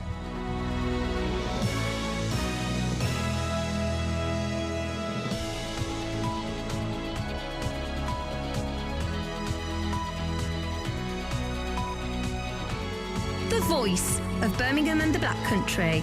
BBC WM 95.6. It's 11 o'clock. Coming up, we'll take your calls on the Great British Bake Off, and our parents always right when it comes to medicine. But before that, let's get the news now. Good morning. Police looking for a seriously ill 5-year-old boy from Portsmouth say they're now focusing their efforts on southern Spain. Aisha King, who has a brain tumour, was removed from hospital by his parents on Thursday against doctors' wishes. The battery attached to his feeding tube is believed to have run out. Simon Woods is an expert in medical ethics from Newcastle University. He's told BBC WM that Aisha's family might not have broken any laws. Every parent has a duty to ensure that their child receives proper medical care. But sometimes there can be disagreements about what constitutes proper medical care. There can be legitimate disagreements between families and the medical profession. A terror expert from the West Midlands has told the BBC that the raising of the UK's terror threat level to severe is politically motivated. David Cameron and Nick Clegg will meet this weekend to discuss changes to anti-terror laws. Professor Scott Lucas from Birmingham University says there needs to be careful to not to impose rules which attack our civil liberties. Which simply says everyone is guilty, or which says we have to do everything to prevent the act of terror without considering rights or whatever. It feeds into the hands of those people who are fighting against you. It feeds in the hands of the Islamic State, just as it did Al-Qaeda, who say, look, the West isn't really democratic. The West doesn't protect your rights. The West hates all Muslims. The West is your enemy. The Respect MP, George Galloway, has left hospital in London where he was treated overnight after being attacked. A man's been arrested on suspicion of causing actual bodily harm. Mr Galloway is said to have suffered severe bruising to his head as well as broken ribs. It's day 2 of the Moseley Folk Festival today with performances from local and national bands. Some of the highlights over the weekend include Johnny Marr, formerly of the Smiths, the Waterboys and the Wonderstuff's Miles Hunt. In sport, West Bromwich Albion go to Swansea, looking for their first Premier League win of the season under Alan Irvine. In following 2 draws so far, the Baggies will be without new arrivals Georgios Samaras and Sylvester Varela, who are lacking in match fitness. In the Championship, Wolves take on Blackburn at Molineux. The Wolves head coach, Kenny Jackett, says it's another testing match for his team, but they have to show they can cope with whatever challenge they're given. We have to make sure we come through every type of test and are capable of beating any type of side. So for us, our concentration on ourselves, we will always respect the opposition, do our homework. But on Saturday, again, with a full week now, I'm looking for a high-energy, very, very good quality display from my side. Elsewhere in the Championship, Birmingham City are away at Wigan. Walsall in League One are away at Scunthorpe. Both teams there still looking for their first league win of the season. Looking at the weather, a mainly dry day, bright sunny spells, just 1 or 2 isolated showers to watch for. Highs of 19 Celsius, that's 66 degrees Fahrenheit. A largely dry night on the way with lows of 11 Celsius, 52 Fahrenheit.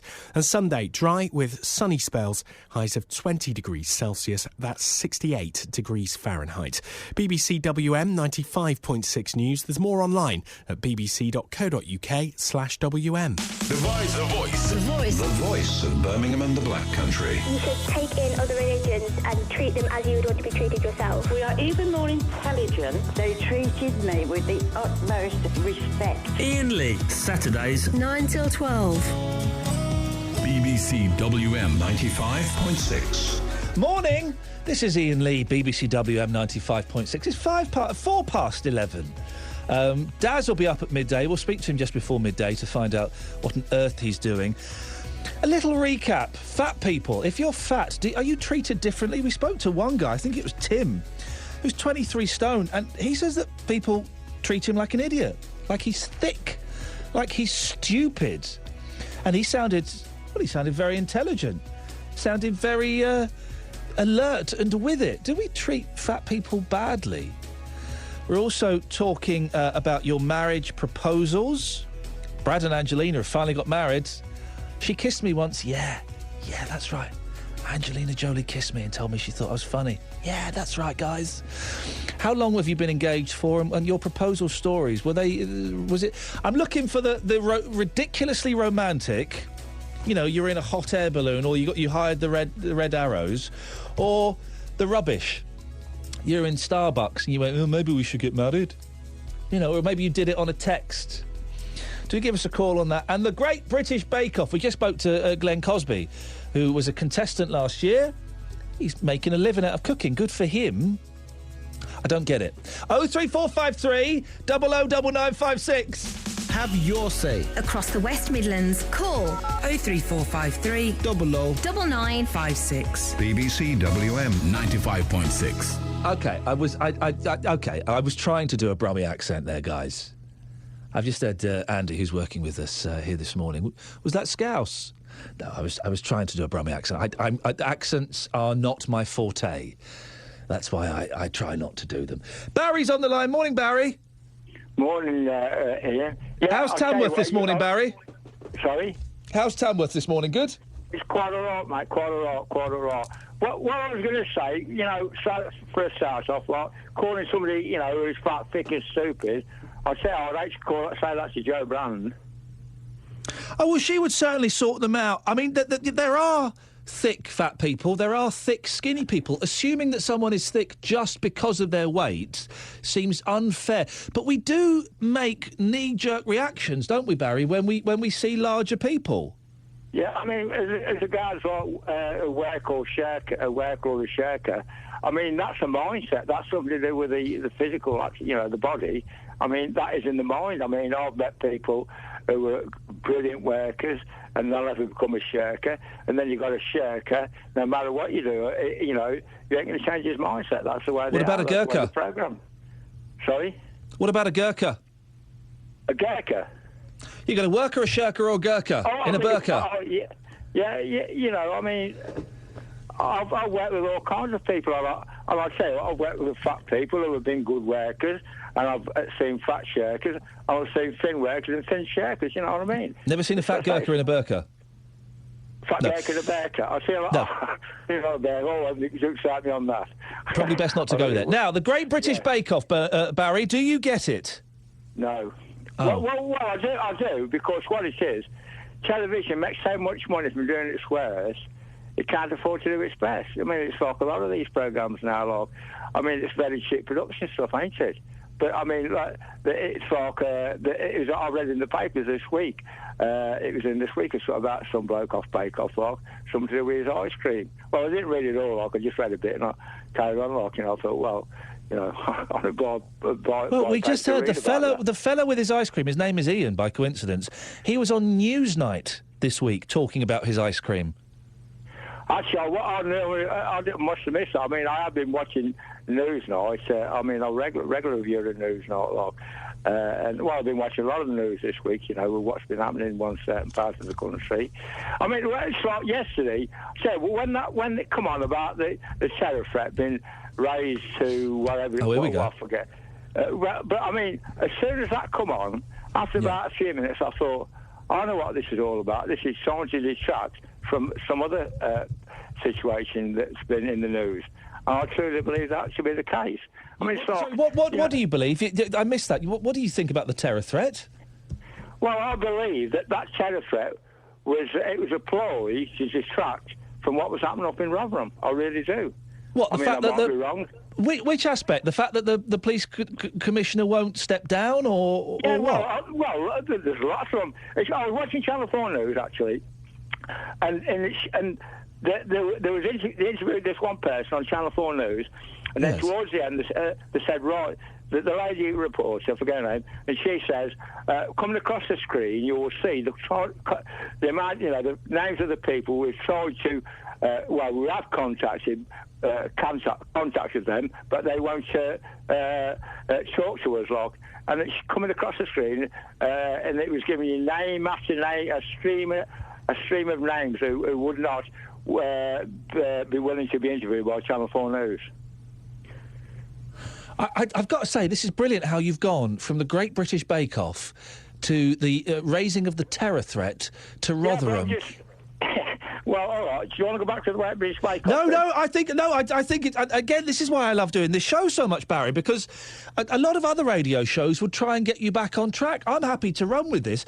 Do you feel any different now that the terror threat has been raised, or do you genuinely think it's just being done so that we don't talk about Rotherham anymore? I honestly, sincerely do. Because we've had this problem. I mean, this problem's gone on for weeks and weeks and weeks. And then when that come on yesterday, my immediate thoughts was that this is a ploy, like I just said, a ploy to distract from what is happening in Rotherham. And I truly believe What's that. interesting, what I don't get about the raising of the terror threat, Barry, is the wording, right? So it's been raised from substantial to severe. And what that means is an attack is highly likely, but it's not imminent. Exactly. Well, hang on. That doesn't mean anything, does it? Of course it does. It doesn't mean... It's just words, isn't it? It's just words. It's just a play on words. Of course it doesn't mean anything. I mean, if something's going to happen, it's going to happen. Because what happens, happens. And we knew it happens. Are you sleeping soundly in your bed, Barry?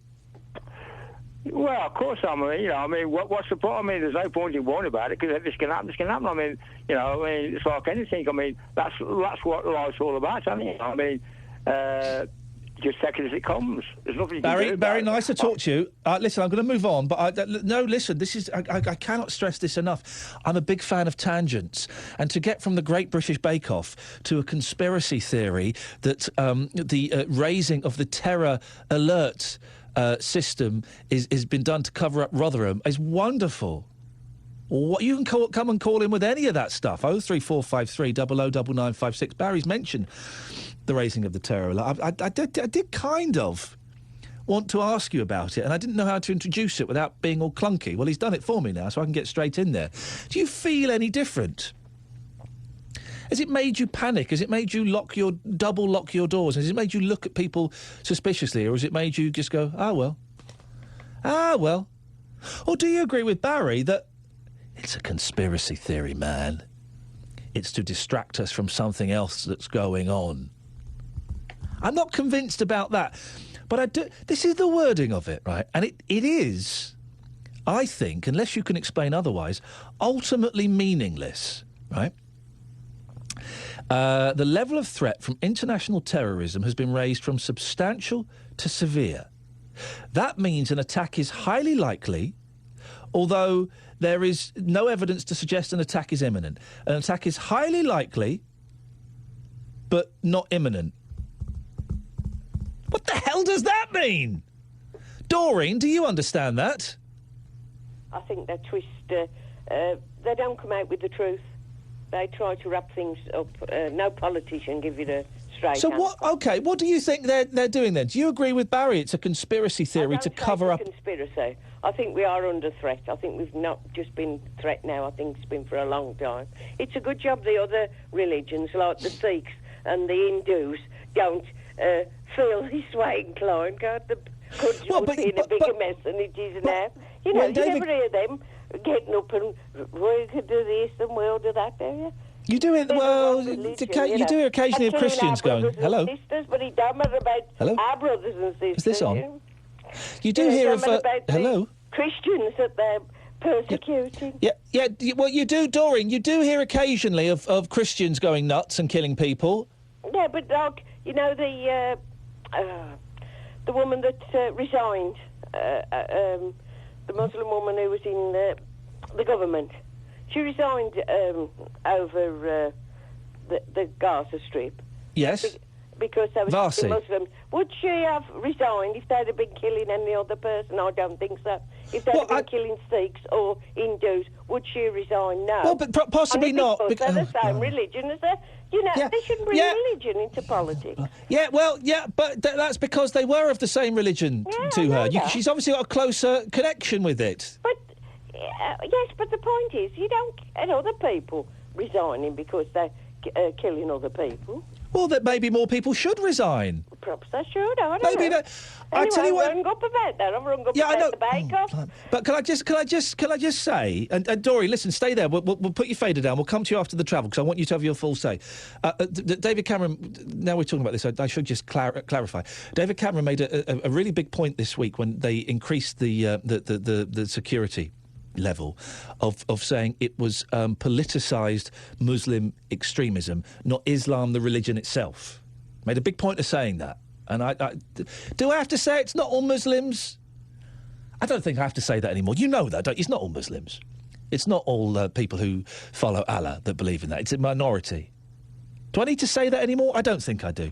03453 009956. Doreen, stay there. I will come to you after the latest travel news with Liz Saul.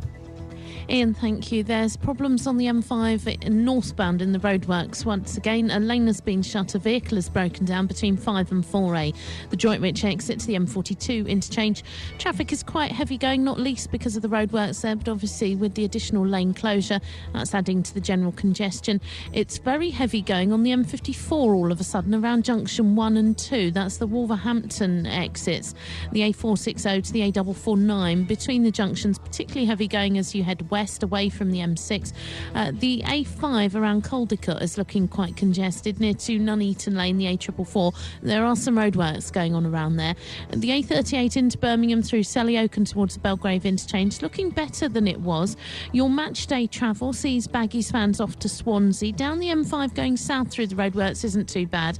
As you get to the M4, that's looking OK as well, heading towards Swansea. No delays reported on the northbound M6. Blues fans are heading to Wigan for this afternoon's game. And if you're a Walsall fan, the M42 and the M1 are looking OK as you make your way to Scunthorpe for this afternoon's game. Although on the M1 there's roadworks as well, 28 to 31. If you can update us, call BBC WM 95.6 Travel 08453 002288. BBC WM 95.6. Join BBC WM 95.6 on Transfer Deadline Day this Monday for the latest transfer news on your club. Whether it's buying, selling, loan moves or the near misses, we'll bring you the breaking transfer news across the day on radio and online. On Twitter, we're at Sport BBC WM. BBC WM 95.6. My boys are away at the moment with their mum in Greece for a few weeks, and I popped over for a few days last week to see them. And I told them the funniest joke. It wasn't a joke. I was trying to educate them about music, okay? They're big fans of the Beatles and the Monkees and XTC and, bizarrely, Beyoncé and Alicia Keys. And I was trying to educate them about music. And I said something, right, they're 4 and 2. I said something that caused... I have never seen anybody laugh as much as my two boys Wednesday of last week. Right? They were literally rolling on the floor, holding their stomachs with laughter. And all I was doing was talking about country music. Right? And I told them about one of the greatest country and western singers of all time, and they almost literally wet themselves. All I did was say, hey, guys, do you know there's a singer called Willie Nelson? I've never seen anybody laugh so much. I'm just saying that because something's popped up on my screen that's reminded me. That they were in his... Hey, guys, have you heard of a singer called Willie Nelson? They were wetting themselves. And I said, what's so funny? Willie is just short for William. They'd never heard the name William. They even thought... They kept going round all day going, hello, William. I love it. Are you a fan of Willie Nelson, Doreen? Do you love Willie? You'll leave him. I'm not. It's not. I'm more. I'm trying to think. I like rock around the clock. That's what I mean. Oh, so you like kind of rock more than you like Willie? No. Yeah. You wouldn't sit down for a night with I'm Willie? looking at a horse here called Whiplash Willie. Funny enough. Oh. Right. But so you don't fancy a bit of Willie over the weekend? Pardon? You don't fancy a bit of Willie over the weekend? No, not really, no. You were always on my mind. Yeah, I know it is. Yeah, okay. It's all right. Okay. You've called in about the Great British Bake Off, he says, just trying to save his job. Go on, what have you got? I think, to me, if there's too many cookery programmes on the telly for a start. But if I want to watch something, I want to watch something that I'm going to think, I'll do that. But it's some of the stuff you wouldn't cook. You know, you wouldn't go and buy a bass. You wouldn't go and open a tin of anchovies and put these bits on the top and do... well, hang on. If you're citing anchovies as being... They want to go back to basics and put basic cookery on that teach people how to cook. Because a lot of people don't know how to cook. A word in edgewise. I don't think that many people would consider anchovies to be particularly decadent, extravagant cooking these days. No, but you wouldn't do that for everyday cooking. No, you wouldn't have anchovies every day. No, everyday cooking. But I think they should go back to basics and put... now, I watched a programme some time ago. I don't know who the chef was, and he showed you how he made a bread and butter pudding. Oh, come on. Anyone can make a bread and butter pudding. He said, and it was absolutely beautiful. Anyone can do that. No, you can't. Not how he did it. You use fresh cream and not how milk. would I make... And this is then how you I'd make... put the sugar on the top, and he got a burner, but I used under the grill. And when it came out, it was all toffee on the top. This is how I would make a bread and butter pudding. I get some white bread, a little bit stale, butter it up, cut it into triangles, put it in the bowl, pour milk all over it, put raisins all over it, way too much sugar. That's not right. What? You ain't done it right for the start. What do you mean I haven't done it right? Use eggs. Oh, yeah, Use put egg eggs in there. Yeah, egg custard, and you have to put so much milk and so much cream, and you don't have to use stale bread, and you cut the crust off, and then on the top you... No, I like stale. It's got to be stale.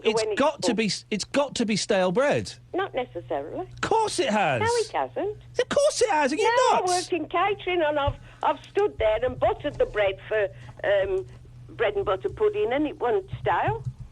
Not necessarily stale. It don't have to be stale. Of course it's got to be stale. You've got no idea what you're talking about. You leave it to soak. I'm telling you, I know I'm right.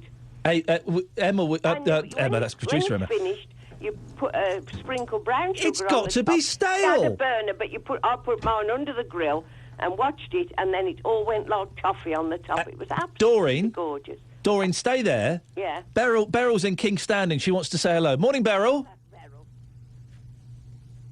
Oh no, Beryl's not there. She just called. Sorry, she's just called in. She called in, Doreen. Yes. To tell me to stop being rude to you. Oh, good.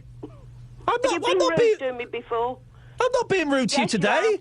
What have I said that's rude? You said you implied that I've got a big mouth. But okay, you have though, haven't you? That's How do you know? Because you don't shut up. But today I've not been rude, have I? I've been on my best behaviour. I can't say what other people think. Doreen, it's always nice to talk to you. Have a nice weekend.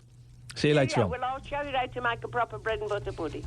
You won't, because it's got to be stale bread, love. Thank you.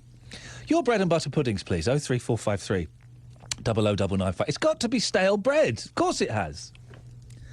Gosh, what a quantum leap. Andy, shall we have a little stab to break up the fun? Iain Lee. On BBC WM. 95.6. The voice of Birmingham and the Black Country. It's just we're going to something... I'm still laughing. We're going to something slightly serious. There's a cracking story in the Mail today, page 36, 37. They knew there'd be cruel jibes, so cricket hero Chris Broad didn't go public about his new girlfriend. Now they're ready to finally face the question, is 2 weeks after your wife's funeral too soon to meet your new love? Let me ask that question again, because I'm sure you'll have your thoughts on it. You or someone you know may have been in a similar situation. Is 2 weeks after your wife's funeral too soon to meet your new love?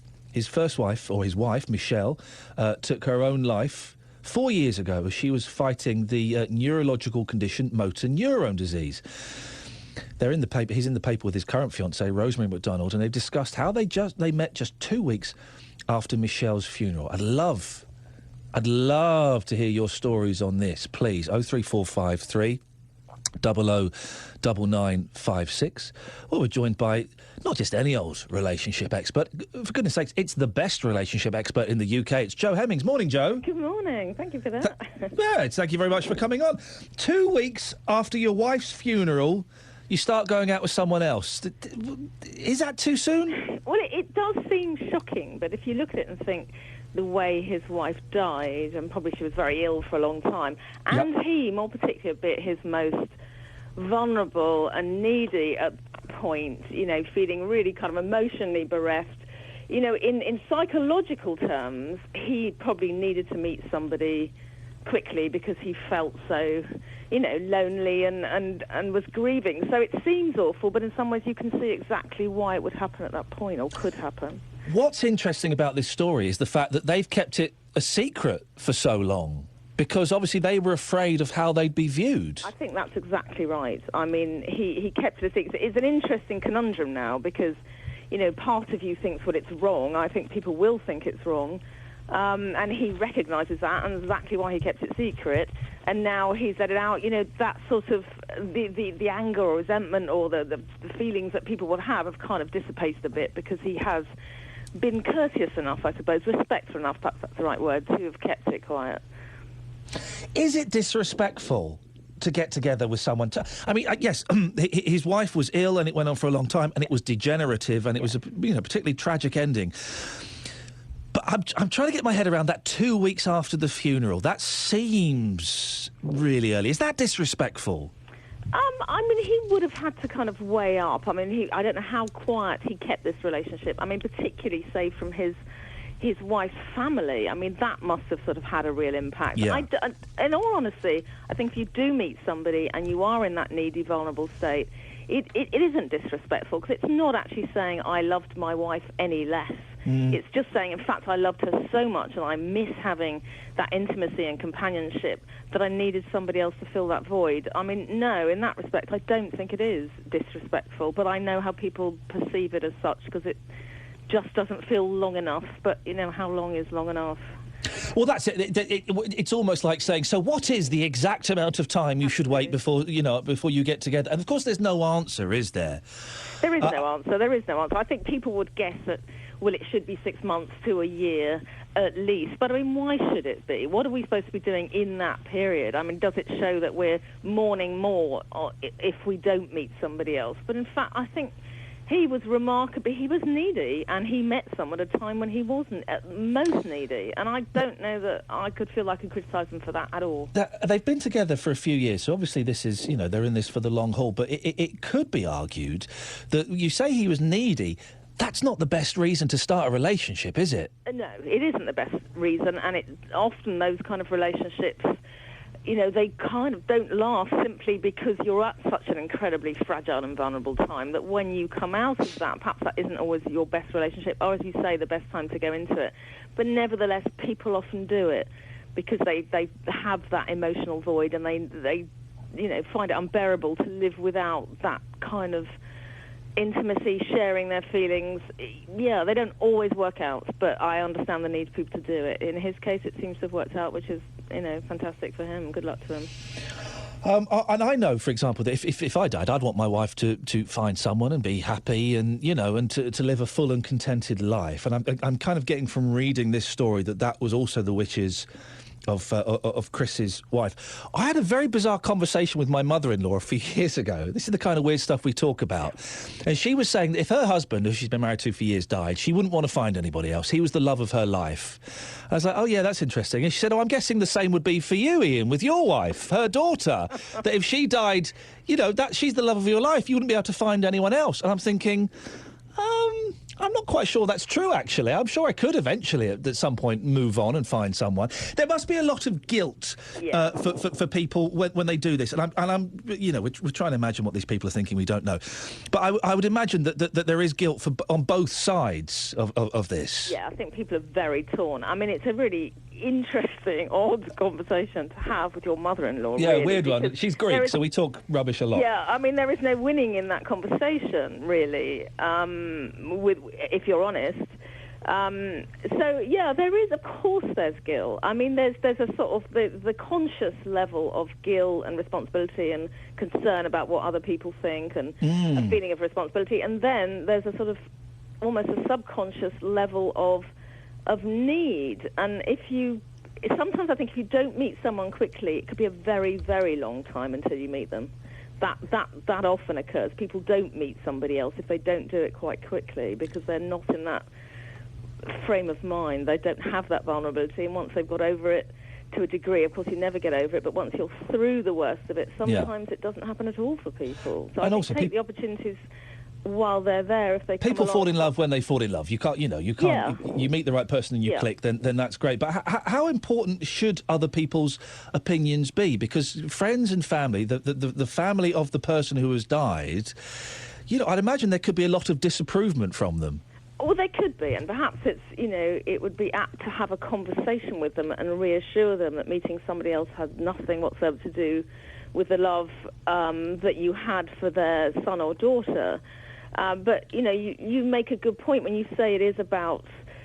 It's a fear of other people's judgment that often stops people moving on, and it's also their partners want them to. That's a really moot point.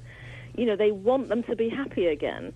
So that's not always taken into account. I think sometimes that helps explain it better to people who might be a little judgmental. Joe, very quickly, while we've got you on, we've been talking about long engagements as well, because the Brad Pitt and Angelina Jolie have finally got married after being together for years.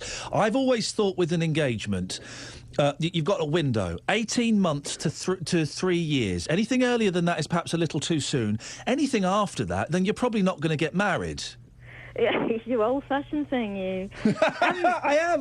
Yeah, I mean, the concept of marriage has moved on. I think, with Brangelina, actually, it was the pressure from their kids, which couples quite often have when they're living together, to get married, because the kids want to see a wedding and be part of a wedding.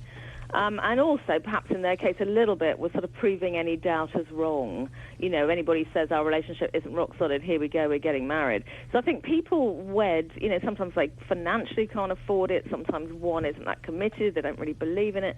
It's a kind of evolving thing, marriage, so I don't think there are those rules anymore, to be absolutely honest. And the proposal, I am old-fashioned, and I did go and ask my future in-laws for permission and all of that stuff, and my proposal was pretty cool. It was by a lake at the foot of Mount Fuji in Japan, and I had the ring and everything, and I got down on one knee. You do hear about rubbish proposals where it's almost like a business deal. You're in McDonald's and you go, maybe we should get married. We've got the kids, or there's no romance in it these days. I'm absolutely on your side. I think but I think proposals should be romantic, but then it can go to the other extreme. You are now hearing daily about the most ridiculous marriage proposals that have taken months and hundreds of thousands of pounds and people to organise to propose. So you can go the other way as well. Yeah. But I think you're right to ask your father-in-law for your wife's hand in marriage. I think that's a lovely thing to do. I was thinking about when I heard you, I thought, I've got 2 sons. I wonder if they'll bother to do that when they're I got in so much trouble when I mentioned that on the telly. I had all these feminists having a go at me saying, how dare you, your wife is not property, I feel sorry.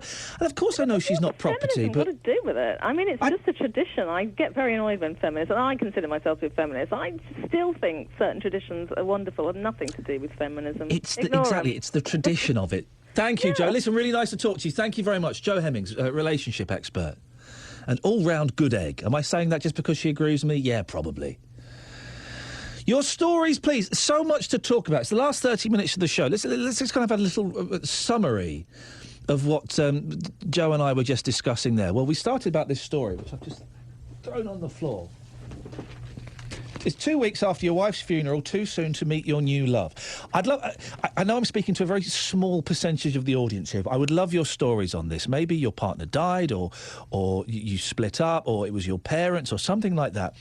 And then your mum and dad, or you, got together with someone, and perhaps you thought, do you know what, you could have just waited another 6 months. That's a little bit too soon. That's a bit disrespectful. A little bit tasteless. 03453 009956. Well, what is the right amount of time for someone to get together with someone else after their partner has died? You fall in love when you fall in love. There's no control over it. Hey, you might be lucky enough to fall in love today. Give us your calls on that, and also your proposal stories, please. Can we find anybody who proposed over text? Actually, let me just read this. I had an email from Liz, Travel Liz. Where is it? Where's it gone? Here it is. A long since ex-boyfriend, this is Liz Saul, after we split up, text me out of the blue proposing. I thought he was joking and replied saying so. A response came back, no, not drunk, but since we're both getting on a bit, why don't we do it?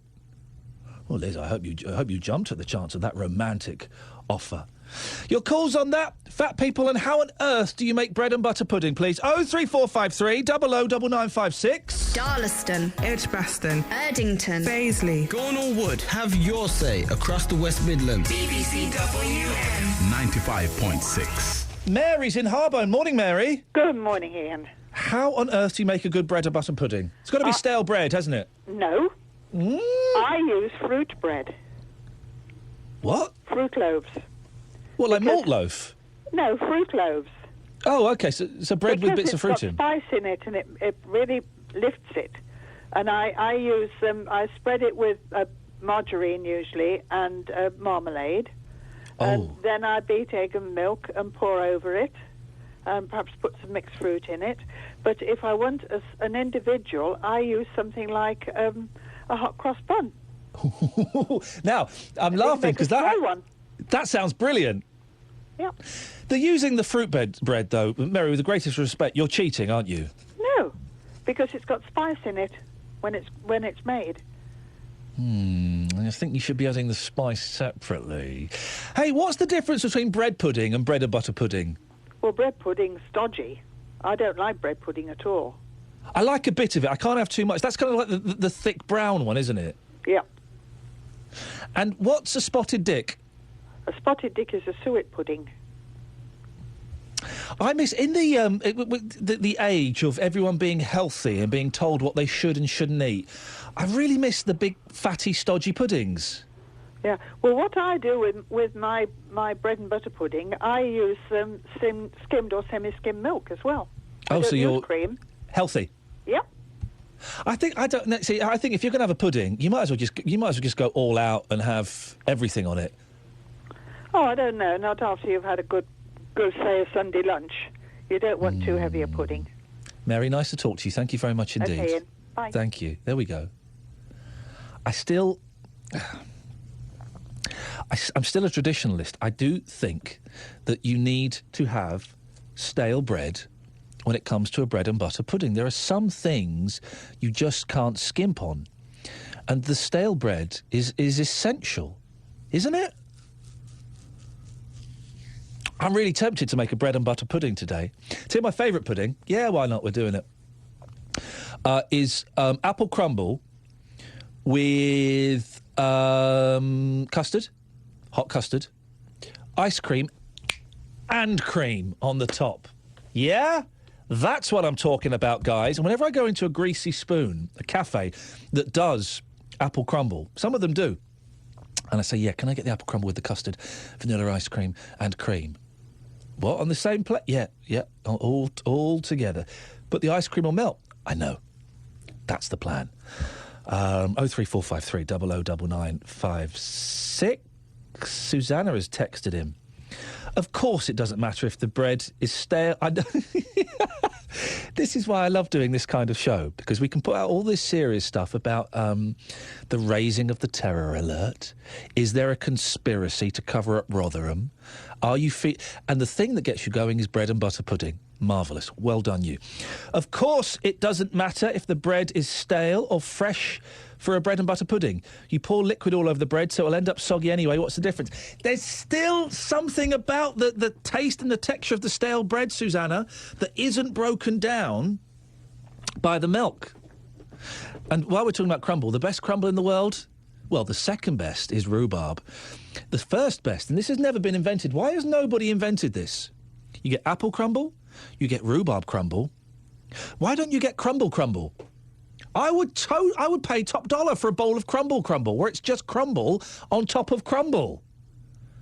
Craig, you know what I'm talking about, don't you? Yes.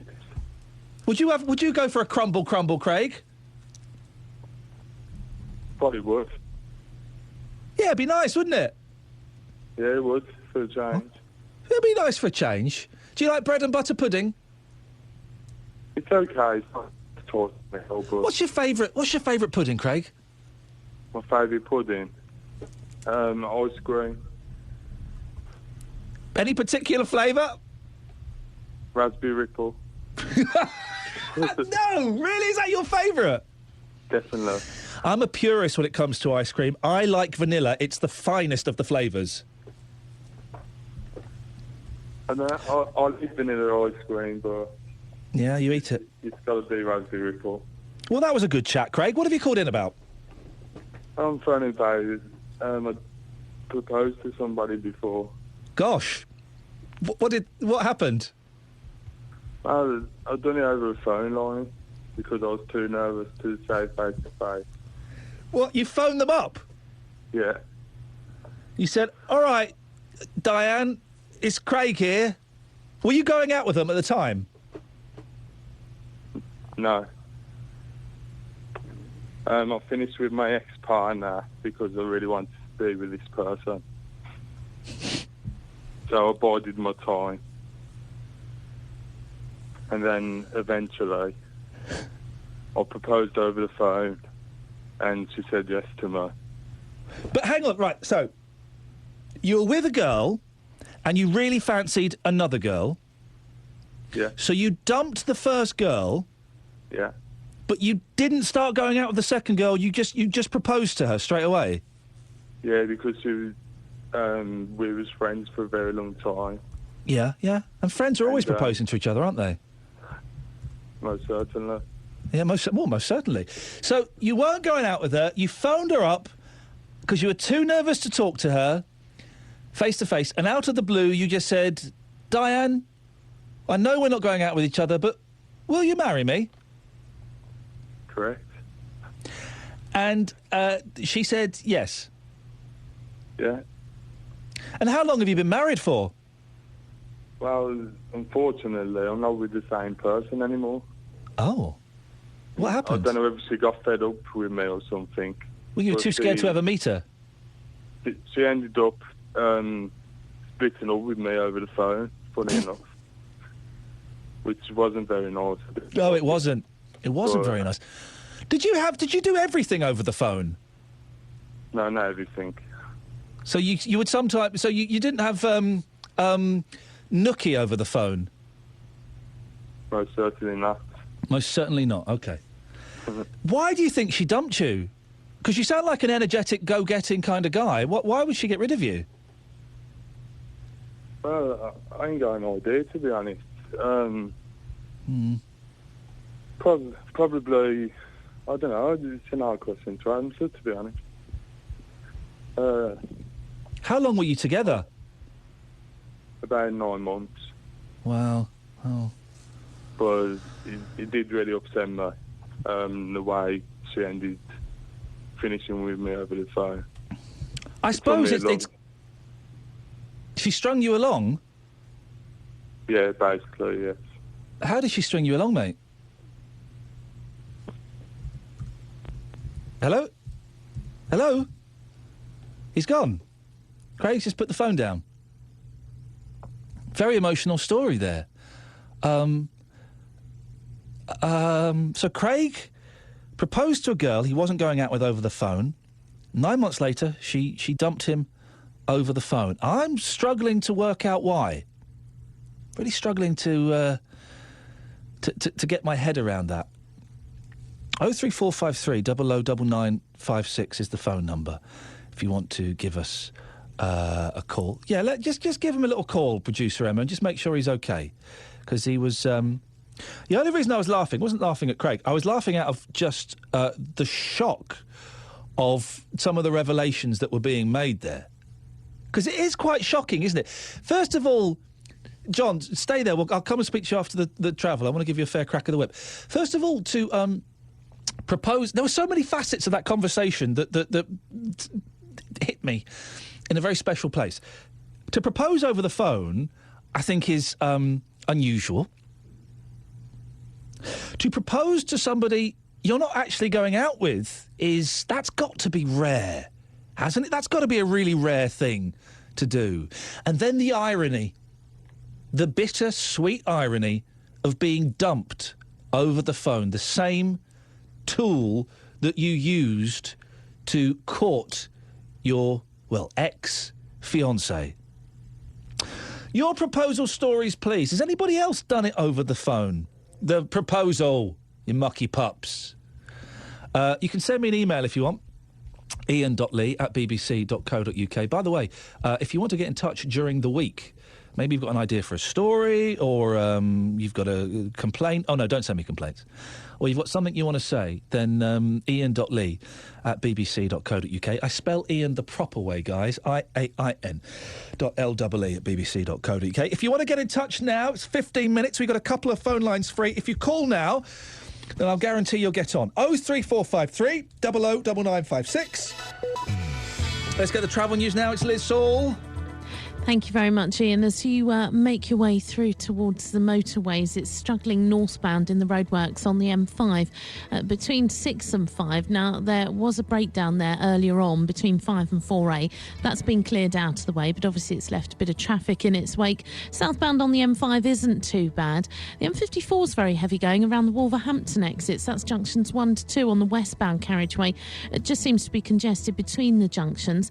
So you head into Birmingham, it's snarled up again on Hagley Road, particularly towards Five Ways Island.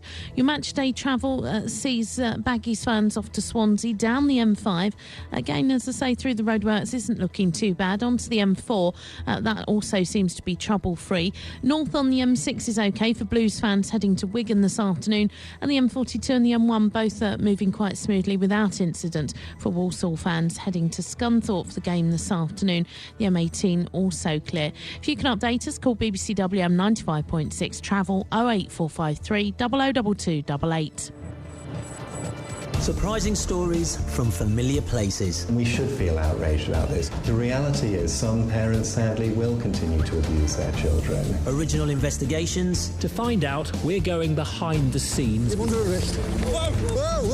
the people making the headlines. She was bad and not mad. She knew exactly what she was doing. I mean, a crazy person would have just gone on a rampage. Inside Out is back with me, Andy Ikinwolere, Monday, 7:30 on BBC One. Before the travel, we were speaking to Craig, who was telling us a very heartbreaking story about how he proposed to a girl who wasn't his girlfriend on the telephone, and she dumped him 9 months later, and then Craig disappeared. Craig, you're back. I just wanted to check you're okay, mate. I'm fine. Okay, good. And listen, I was only laughing. I wasn't laughing out of cruelty. I was laughing just because it was such a shocking and amazing story. How long ago did this happen, Craig? It was a couple of years ago. Okay, so it was a while ago. And are you with anyone now? No, I'm not. Okay, well, you hang in there, fella. You sound like a good bloke. To be honest. Sorry? It's too much trouble, to be honest, having a girlfriend. No, listen... Some of them cost a lot of money. They cost a lot of money? Especially the one who I was married to. You were married... Hang on, you did get married to one? Yeah, I did, yes. So how did you propose to your wife? Over the phone. Is that the one that dumped you after 9 months? Yeah, that's the one, yeah. Did you actually marry her? Yeah, I did, yeah. And then 4 months later, that's when she ended it with me. Gosh, over the telephone? Yeah. Craig, listen... Quite embarrassing doing it over the phone, but I've only ever done that once before. Yeah. Well, listen, why don't you go... Listen, Craig, this is my advice, OK? Go and treat yourself to a nice big bowl of raspberry ripple. Definitely. I'm heading to my corner shop now. You head to your corner shop, Craig, and listen, I'm really glad you're okay. Thank you so much for calling back, and thank you for taking it in the spirit it was intended. And thank you to Lino there, who tweeted the suggestion that maybe Craig wants a bowl of ice cream to cheer him up a little bit. Sometimes there's nothing better than a bowl of ice cream. My wife, as I said, my wife and kids are away, right? The other day, do you know what I had for breakfast? I had a bowl of ice cream. Yeah, I had a bowl of ice cream for my breakfast. Oh, man, I'm living the dream. John's in Stourbridge. Morning, John. Morning. Hope you're feeling OK after hearing Craig's emotional story there. I'm quite upset. It's a very sad story. He sounds like a nice lad who's had his fingers burnt. No, it's not that. I haven't got any raspberry riffle.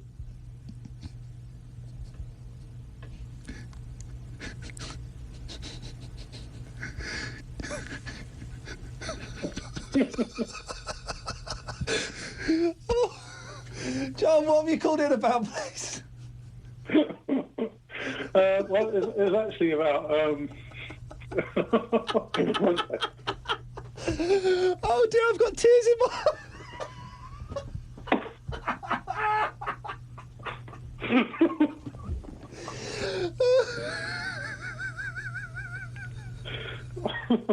Oh dear, I'll try to compose myself. Focus, team, focus. Come on, this is not the place to have fun. What have you called in about, John? Yeah, so it was about, you were talking about flights and how bad they can be and that sort of thing. Yes. Yeah, so I was on a flight back from Orlando once. Right, I'll get myself together. And, yeah, I thought I'd experienced turbulence before, but this was like something else. If I can sort of paint you the picture. Yeah, go on. We're all sort of buckled in. They put the old seatbelt lights on. And the cabin crew are wandering around serving the dinner service, And so I think it can't be that bad because everyone's being fed. They're all going up and down with their trolleys and whatever. And then all of a sudden, you hear these bleeps across the loudspeaker system. And I kid you not, the cabin crew run to their seats, which is the first time I've ever seen that. Wow. They turn around, drop everything and run to their seats. Actually, they push the trolleys with them, and they just abandon the service. And then we went into this turbulence, and I tell you, Ian, it was like nothing I've ever experienced. Oh, mate. It was like, imagine being on, that feeling you get when you get to the top of a roller coaster just before it sets off. Yeah. And that first dip, and you think, after the first sort of 15 seconds, you think, oh, thank heavens that's over with, because that's probably the worst bit. And it was like that, but it was literally 35 minutes. Oh, gosh. Up and down, up, and the plane must have been going. And I said to the bloke next to me, I said, hey, mate, can you move your arm off my armrest now? I said, how long do you reckon, or how high and how low do you reckon we're going when it's dipping up and down? About 10, 20, 30 metres? And he said, no, well, actually, I've taken flying lessons, and that, it feels to me more like hundreds of metres. Oh, mate, no, thank you. It was horrible. And then the woman on my left just burst into tears, literally just exploded into tears, because she had two kids that were crying their heads off. The bloke in front of me on the right started crying. And then everywhere you looked, people were starting to freak out because it just wouldn't stop.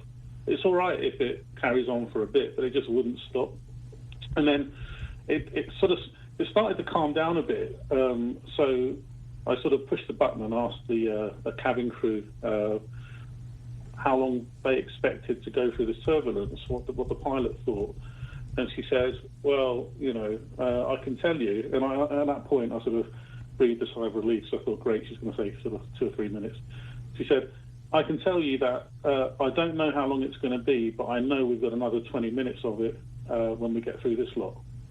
And it was absolutely horrific. And when we got off the plane in Orlando, back in the UK, I said to my sort of colleagues at work, it was a work thing, I said, cool, I spoke to one particularly sort of well-travelled, sort of older bloke who worked for us. And I said, Colin, have you experienced anything like that before? And he said, do you know what? After 40 years of flying, I reckon that's the worst I've ever experienced. What exactly is...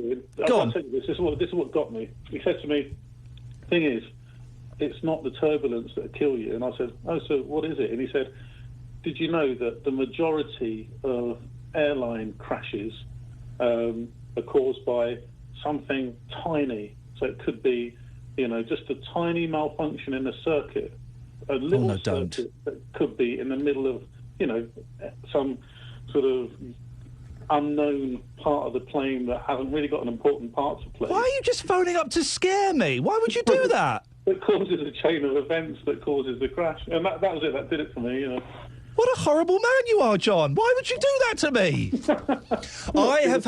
I've had turbulence, not as bad as that, but I've had about 5 minutes of turbulence, and I know that feeling where your stomach literally goes above your head, and it's terrifying. And I've done that thing of you try and look cool, but actually inside I'm terrified. What is turbulence? Yeah, I think it's just high pressure versus low pressure air that just collides, and the plane goes through it at that point. But I know what you mean, because I started off being really kind of right. I'm not gonna show I'm frightened, and I'm not gonna be a wimp like these blokes to me. So I kept a poker face, and then you do the whole kind of casually holding onto the headrest in front of you. You know, you hold it lightly with your fingertips to begin with, and then you start gripping it harder and harder. Yeah. And then when the plane really dips, you know, you kind of start to look to your left and right to see what other people are thinking. But I've got to tell you, it was relentless. It just felt like a nightmare because it just wouldn't stop. John, well, listen, thanks very much for scaring everybody. Cheers, mate. Unbelievable. Daz, did you hear that? That was extraordinary, wasn't it? Yeah. Wait, what he should have done now, I mean, like, he said about the turbulence, instead of holding on to the front headrest, he should have lifted both their hands in the air as if those are Alton Towers.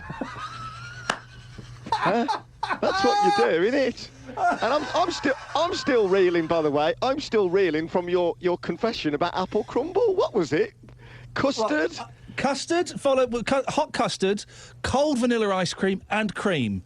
Are you the sort of person who mixes their meats at a carvery? That's what's coming across now. You're the sort of person who would have a Yorkshire pudding with a bit of pork.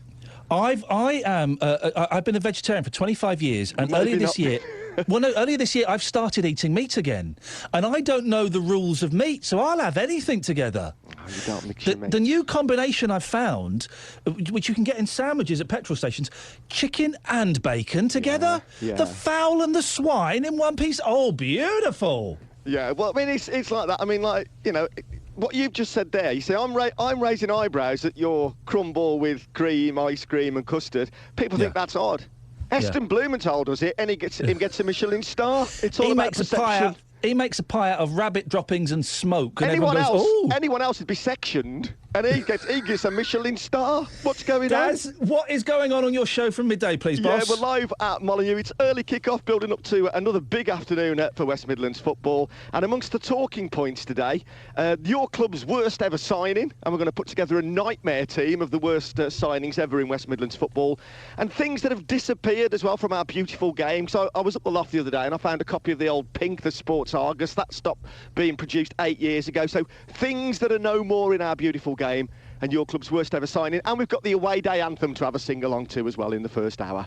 Daz, lovely. Have a good show, mate. Speak to you next week. I haven't got time to speak to Daz about the wonderful drubbing that Manchester United received this week. 4-0.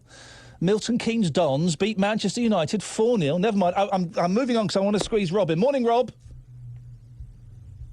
Oh, Rob's disappeared. Oh, Rob was concerned about... Maybe, we'll speak to you next week, because Rob has disappeared. He was talking about the tax discs disappearing. You know, tax discs are going. I know it's weird, and I'm slightly disappointed. Is Rob there? Sorry, did you say, or is he gone? That's right. We'll be all right. Oh, Daz, are you still there? Still here, yeah. I did want to mention to you, Rob has bottled it, and that's fine. That's his prerogative.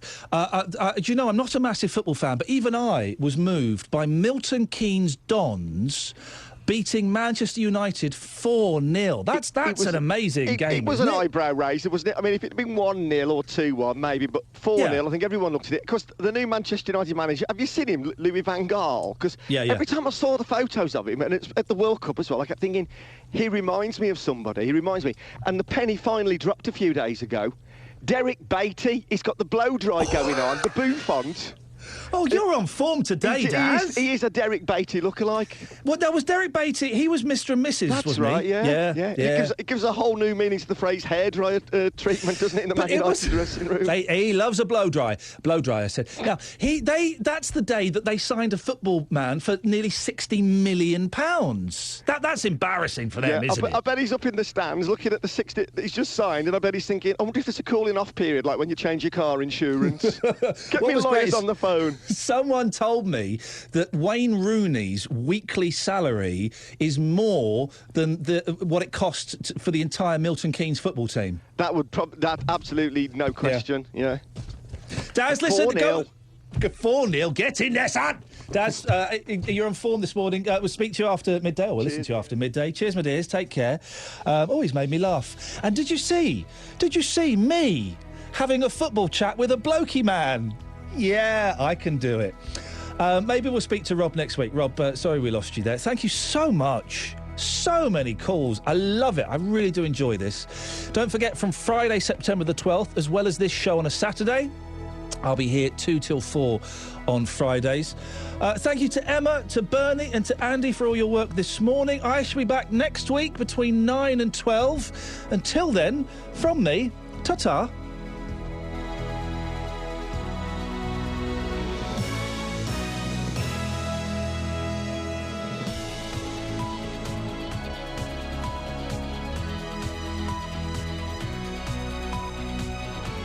The voice of Birmingham and the Black Country. BBC WM 95.6. So on the way then, it's early kick-off, building up to all of today's big games. And amongst the talking points, we want your club's worst ever signings and the things that have disappeared from our beautiful game. 03453 00 9956. But first, it's time for the news at midday now.